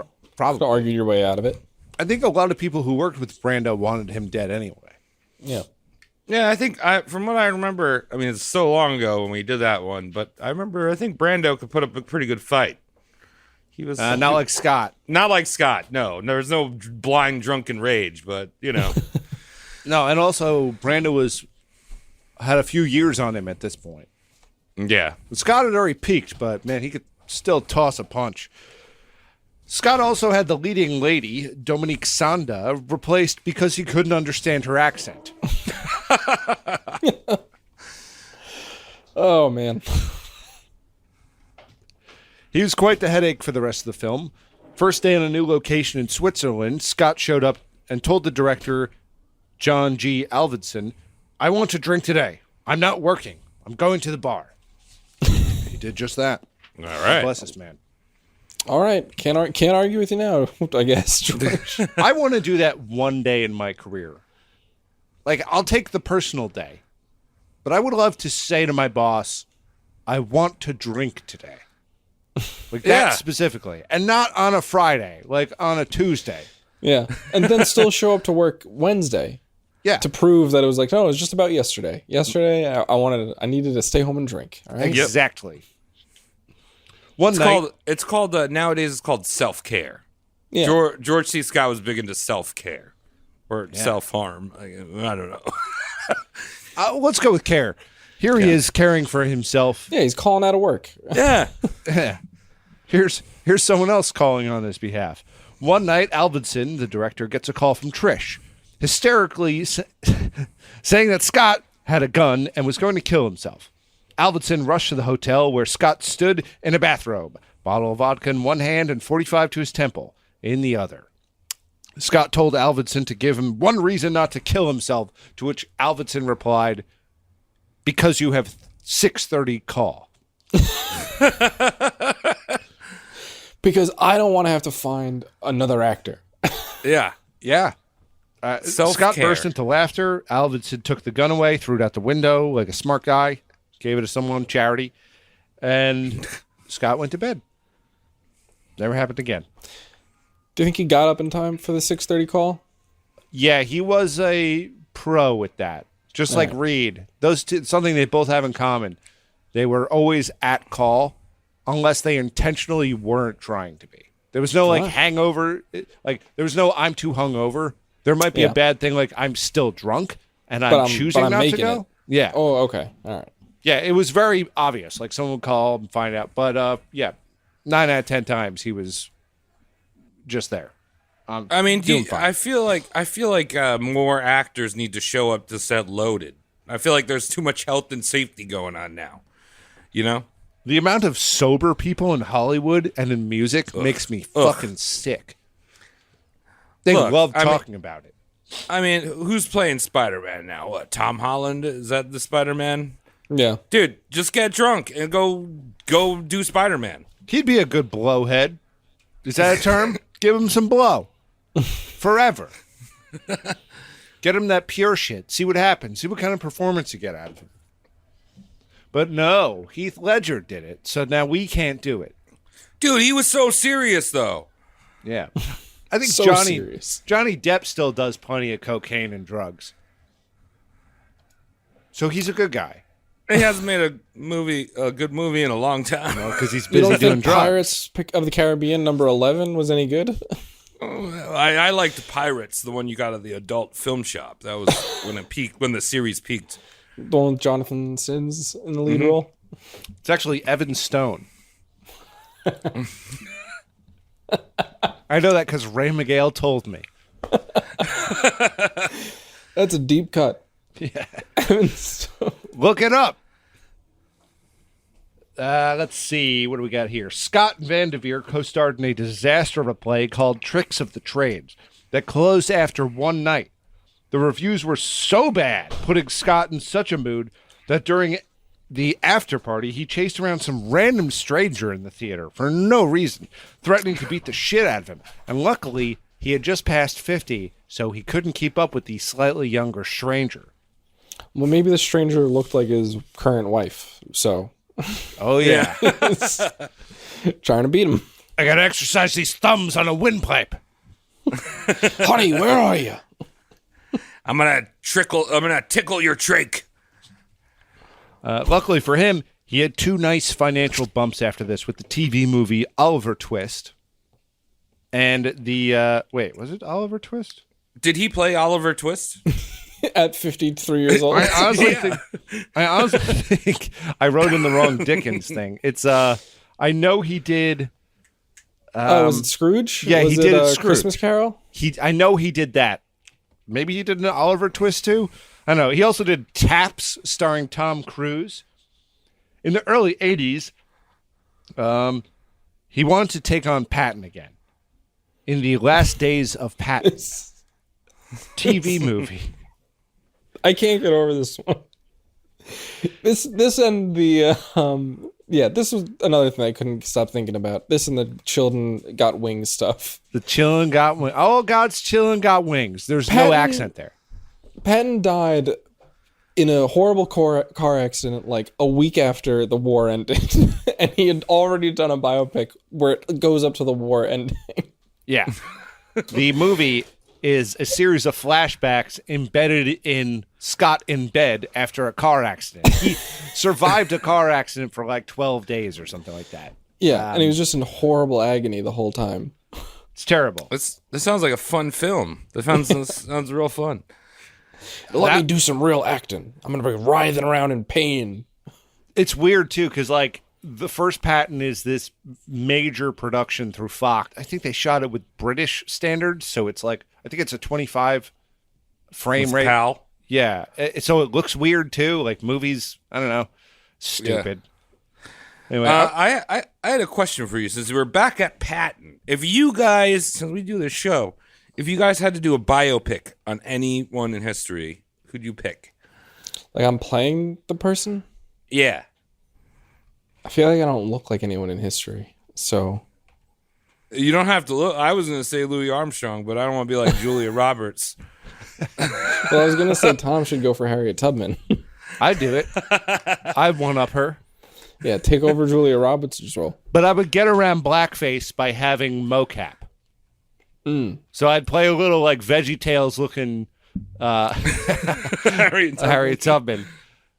Something like that. You know, use your imagination. I don't know. I think I would love to do Dan Sickles then, if it doesn't matter. Just let me be Dan for a day. He's a great guy. Get to wear a nice Civil War outfit. Learn how to use a peg leg. That'd be fun acting. Yeah, you'd have the like prosthetic going on, right? They had to dress you up. Yeah, I don't know. Travis, who would you do? I would probably do, if I had to be anyone in history, I'd want to just be like Ben Franklin being a piece of shit and getting drunk. It's awesome. Just in France. Ben Franklin in France. Just the French years. Yeah, just the French years when he's old and fat and just eats food and fucks. It's awesome. That would be a lot of fun to shoot. You get HBO to make it. Do a miniseries where you can see a different set of boobs every time. Yeah, it could be every episode you get a difference of French boobs. That's awesome. You should be real progressive, though, and hang dong in it. Oh, yeah. Yeah. You could use a fake dong. No. This is I'll be cinema, authentic. Tom. It's authentic. I mean, I would use a fake one to not embarrass people. It's not the size, it's the two heads. It's the multi-directional, multi-dimensional experience. It's the Ouroboros of it all. Yes, that's Tom. French they're speaking. Tom, you know who I think you would do great is that Brinkley guy. Just making goat nuts. Oh, Christy Brinkley? The supermodel? Christy Brinkley, the supermodel. No, John R. Brinkley, the doctor who would slice men's nutsacks open and put goat testicle in there. I remember you mentioned him another time. One of my finest subjects. My God, that was so much fun. Maybe I will do another history one. Maybe we should do a roast mortem movie, even though that would be a waste of money on the Collier brothers. We can all play a different brother in the house. Yeah, you guys could be the two brothers, and I'll be Filth. Like an old medieval morality play where you just wear a bag that just says filth and you're just the human representation of filth. Yeah. Standing still and occasionally knocking shit over. Yeah, hovering over us. Like a vampire. He and Vanderveer, his fifth wife, or fourth wife through fifth marriage, they were now officially sick of each other, so they split. Scott pursued his college sweetheart again, Truesdale.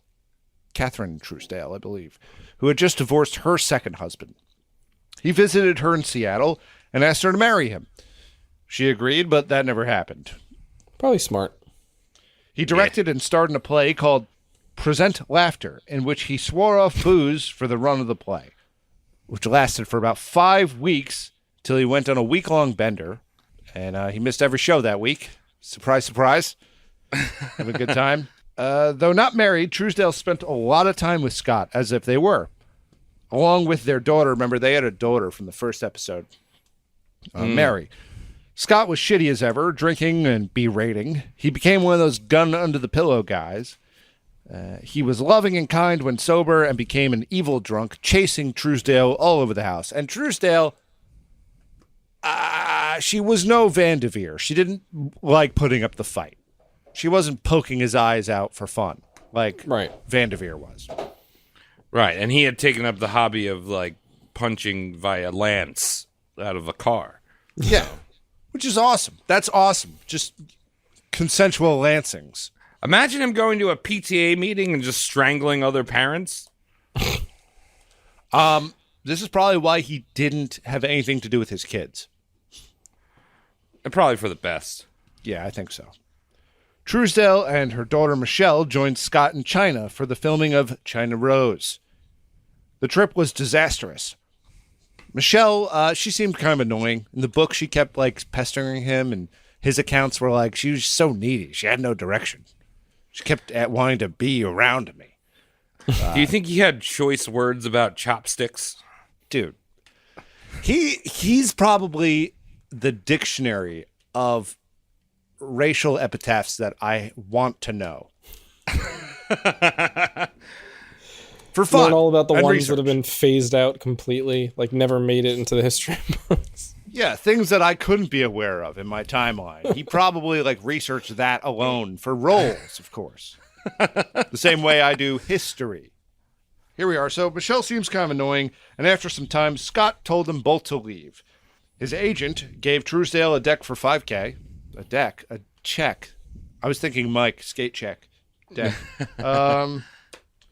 Gives him $5K. They never see each other again.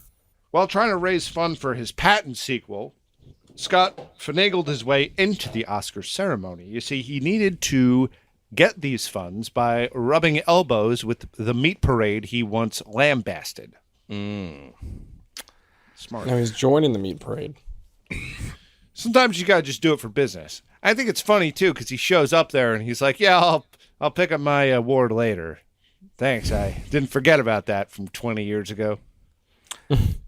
Oh, Hollywood, love it. In 1983, he filmed Firestarter with baby Drew Barrymore. Very weird movie. Very strange. Was this the music video for the Prodigy song? What is the Firestarter one? Is that the one where I'm the fire starter, twisted fire starter. I know the words. It's always just whatever you just said is the title. That's every Prodigy song. I think it's the one where they're in the sewer. Oh, the sewer one. Okay, I like the sewer one. Yeah.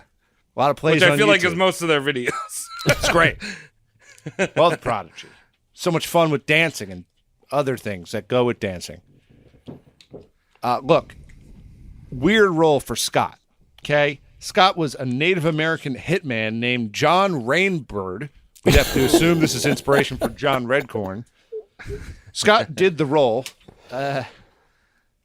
He did it for the money.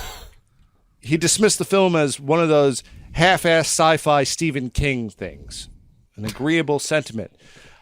He was kind of in red face. Not as awful as Trudeau did it. He just had one feather sticking out of his hair. I think, yeah, he had a ponytail and like he had this like one eye that was supposed to have a contact, but halfway through filming it gets infected, so they just like starts wearing an eye patch out of nowhere.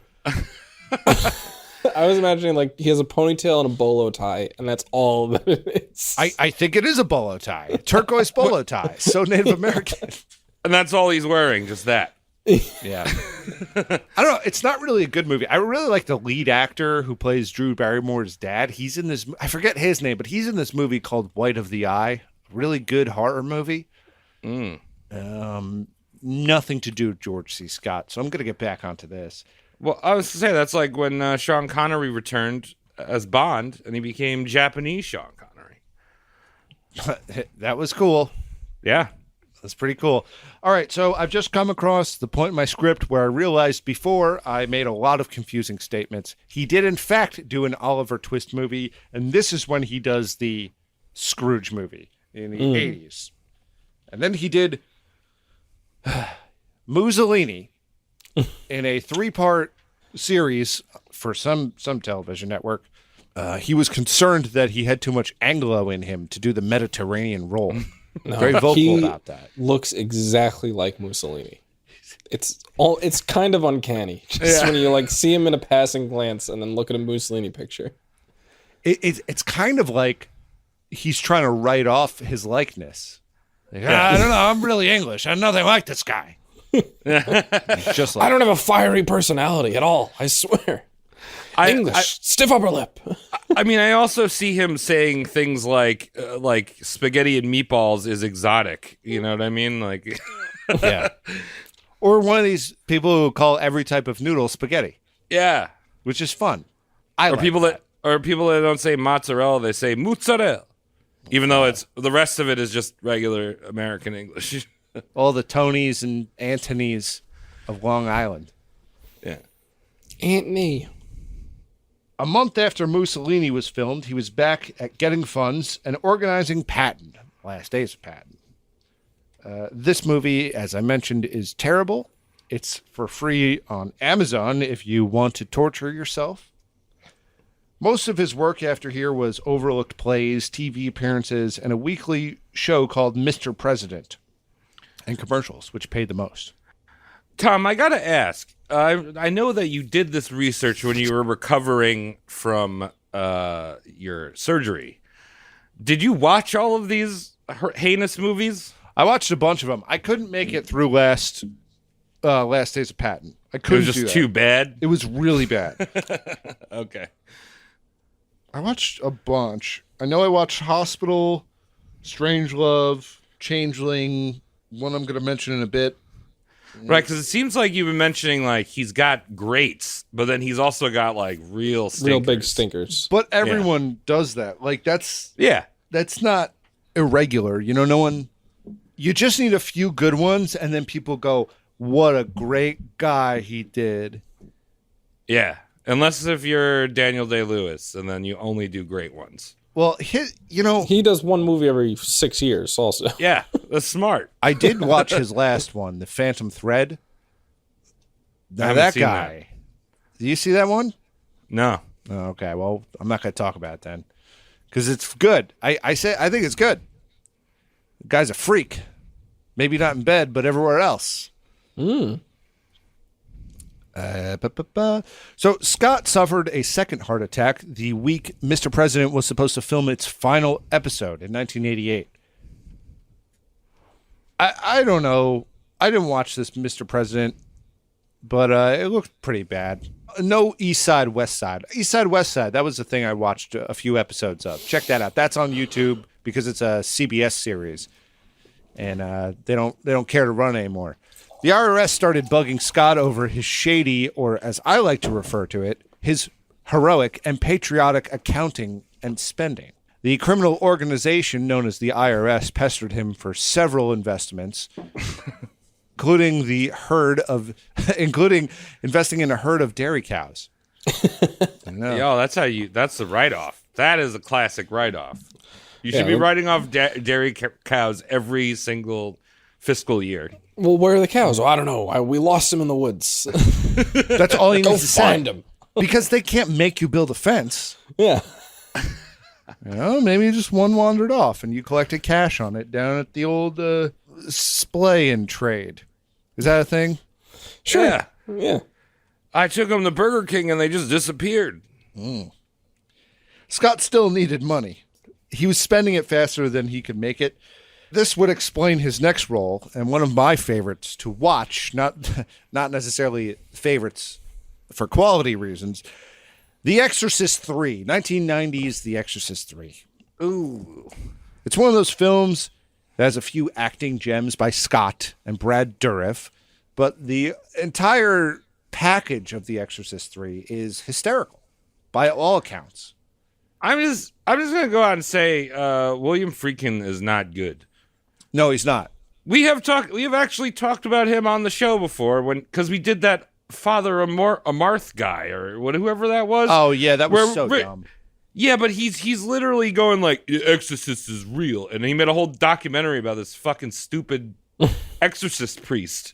Friedkin is weird. If you look into him at all, he's got some weird he's like hardcore Christian, but he believes he can talk to his son through a Native American channel because his son died or something, and he's just off the rails, that fucking guy. And his movie, The Exorcist 3, is also off the rails. I want to do this on a movie night. It's really funny. I watched Joe Bob do coverage of it. Man, the shit that he was saying about the film, because he does all of his research. He's telling you all the disastrous parts of it. My God, everything about this film is ridiculous, especially the cameos, including Larry King, Fabio, and Patrick Ewing. Oh, hell yeah. There's a lot more than that, too. What did Patrick Ewing play? The Angel of Death. He doesn't have a speaking role. He's just playing chess or something against someone. In his mixed jersey and the knee pads, sweating profusely. You have to tune in to find out.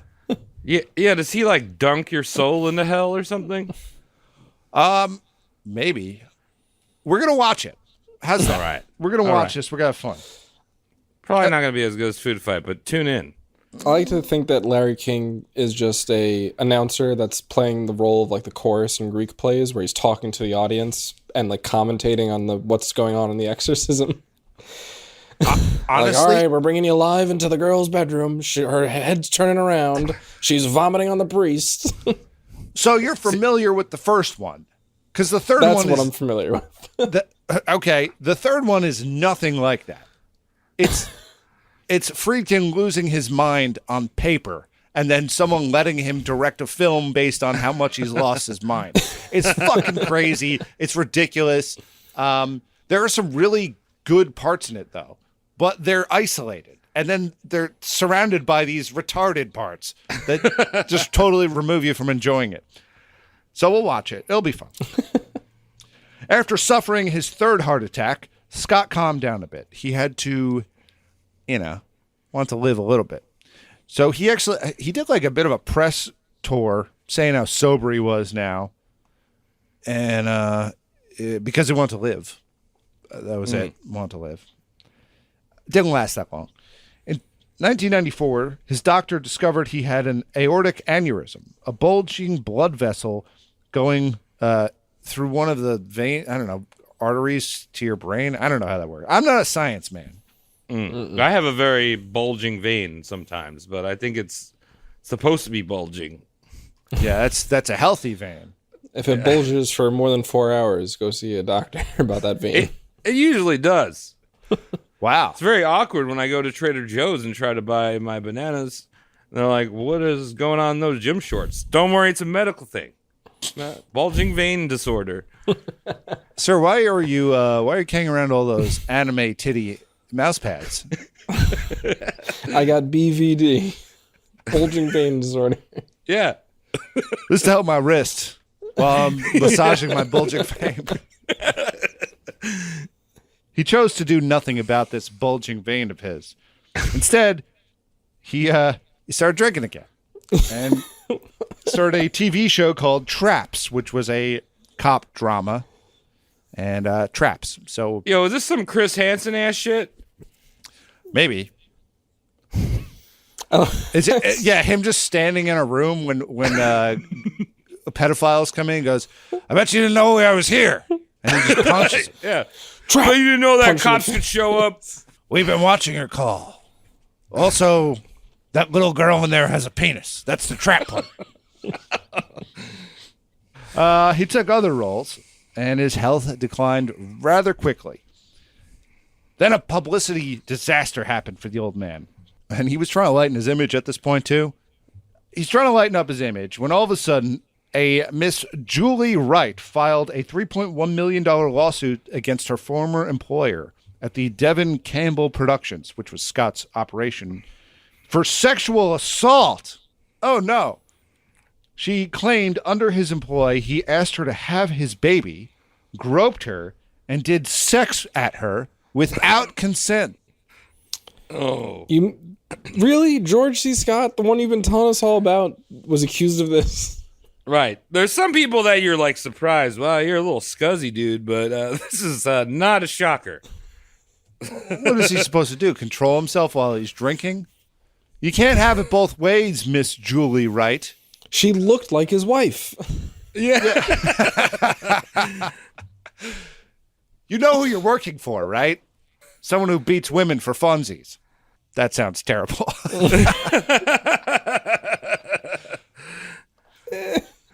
Well, I'm just saying, watch out. Yeah, don't ever become an aide for a Saudi prince, is all I gotta say. Well, they do pay well. Don't play stupid. Yeah. Guys, Scott dismissed the charges. He goes, look, what are you talking about? I'm old. I don't rape. And then right after, he leaves New York to go to L.A. to undergo a surgery for an unknown treatment, not the aortic problem. And according to his doctor, he was expected to die during the operation. Was it for his bulging vein disorder? Well, no, they didn't disclose what it was, and he had publicly said that he's not going to treat the vein. So it's bad. This exaggerated point was further solidified by Scott's Malibu doctor, Jeff Harris, stating that if he had given testimony for this whole ordeal, it would kill him. Stress. I feel like I remember when the whole thing with Cosby was going on. Didn't he? I think his lawyers tried to use that excuse too. Like, look, he's so old and he's just, he's at the end of his career. He's old. Yeah. Come on. Let it go. It'll kill him. Imagine those people on jury duty. He's pretty old. Pretty old guy there. I feel kind of bad. He's just old, guys. Come on. Yeah. That one's upsetting. That's what happens when you get old. You piss kidney stones, and some of those kidney stones are roofies. And they might go into a woman's drink. Yeah, they weren't roofied. They were just medicined. Look, he's out now. It's all ancient history. I bet you he looks younger than ever now. Imagine going to jail and being like, I'm going to die here. Oh, got the sick lawyer. What the hell? I'm out. Either way, the aortic aneurysm was now 6 centimeters long, and it was a ticking time bomb for Scott. Scott still refused the surgery because he would have to give up drinking. After Miss Wright's lawyer publicly went after Scott, the case was settled out of court for an undisclosed amount and was never talked about again in public by either party. Look, we're going to have to assume she made out on top after he did something terrible. Scott managed to act in a couple more plays and movies, which got much more difficult as he got much more shitty. So this is when he starts taking on the remake of Cats. Cats was produced by Shakespeare. Oh, originally. that's sick. Yeah. They were going to ask him to be Harry Potter. Oh, shit. Yeah, do you know the original Shakespeare play, though? It was called Felines.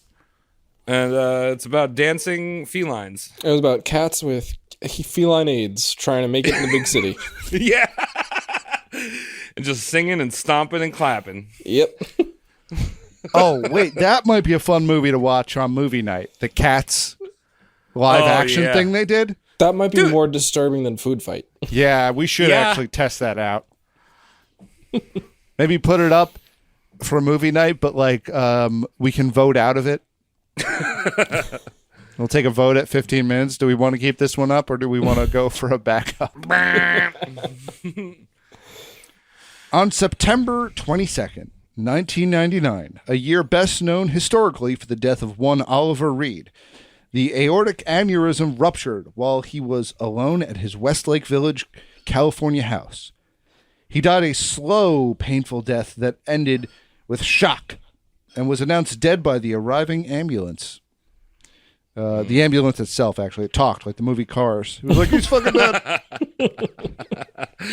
There's Jeff EMTs were like, I guess we gotta default to the car. Did you hear what the car said? It's a new program they're working out. It's the Elon Musk ambulance. We come pick up one dead body, and it goes back to the hospital with 5 dead bodies. on the hood. Scott was buried in Pierce Brothers Cemetery in an unmarked grave. He is there to this day. And that's it. That's Scott Part 2. Why'd he go into an unmarked grave? Well, the family knows where he is. But they don't want people showing up. Like, he doesn't want the attention. He didn't want people throwing flowers on his shit and didn't want Carol showing up again and be like, that man's dead penis. Actually, he may have done that so his children couldn't visit him. It would have been a continuing theme. He only told the owner of the liquor store that he frequented where to visit his grave. Listen, if only yous I want visiting. Listen, if I leave you my will you pop by every week or so with a bottle of something nice? Water the flowers, so to speak. So yeah, Tom, thanks for bringing in George C. Scott. I think that he really kind of is the meaner, drunker, sadder Oliver Reed, American Oliver Reed. Yeah. Amen. Yeah. Amen. Like, Oliver Reed was fun, and like, he's doing all these fun shit. He's getting drunk and fucked up. Like, every time it sounds like this guy gets fucked up, he's like hitting someone in the face or breaking a window or sexually assaulting someone. Yeah, he's truly a nightmare person. Yeah. Yeah. Like I said the last time, Reed's the partier and Scott's just the drunk. Yeah. The drinking alone guy, and leave it that way. If there was ever a person I wished was old enough to serve in World War II, I think it's George C. Scott. Well put. Yeah. Yeah. He would have gone and fight anyone. That's the thing. He would have loved it. It's for his sake that I wish he did. Instead, we got to enjoy his work. He loved to publicly be that guy who was very pro-military. I mentioned in the first one how he was pro-Vietnam War at first, and then when he realized how dumb it was, he kind of recanted his statement on that. But when he was interviewed later in life, people would talk to him and be like, hey, you're Patton. You did Patton twice. Like, what's your relationship like with that? Well, he was an Army man, and I had some time in the Marines. Though I didn't get to see combat, the big difference between me and him is that Patton didn't like the death penalty, and I love it. All right, that's weird. Okay. That's the big difference. Yeah, I saw 2 different interviews of him saying that same sentiment. Very strange. I'm just imagining him just like trying to work in his support of the death penalty to every conversation. Yeah, and this is coming from a guy who's probably accidentally killed someone, and we just don't know about it. Yeah. Well, that's why he paid for their funeral. True. Yeah. Travis, sign us out. Thanks for listening to Roast Mortem Cast. If you listen to this episode, you're like, why do we start in the middle? You should probably go back and listen to the previous episode, because that's the 2-parter. You can follow us on social medias at Roast Mortem Cast. It's Twitter, Instagram, Facebook sometimes. And you go to patreon.com/roastmortemcast if you like what we do and you want to give us a few dollars just because we're cool. And we do movie commentaries and stuff. Yeah, we're doing the movie nights on Discord. Join us on Discord. I want to get 100 million people in there, so we start a lawsuit. Yeah. Yeah. We want to start lawsuits. Yeah. Let's take over the company, take Discord from those furries, and make it better so there's less lag. We are only going to stream Disney movies. We are going to get really deep in a lawsuit. All right. I hope they own Exorcist 3. With that being said, Connor, do you have any last words for our listeners? Or anything else? Do you want to thank me for this prank of making you sit through this twice? Phenomenal prank. Still loved it. When you sent the text out that day, I was like, wow, you got Travis so good. I did. Glad to be a part of it. Thanks for being in on the joke. Dude, I got. Thank you, Shane, everyone. Dankums. Bye.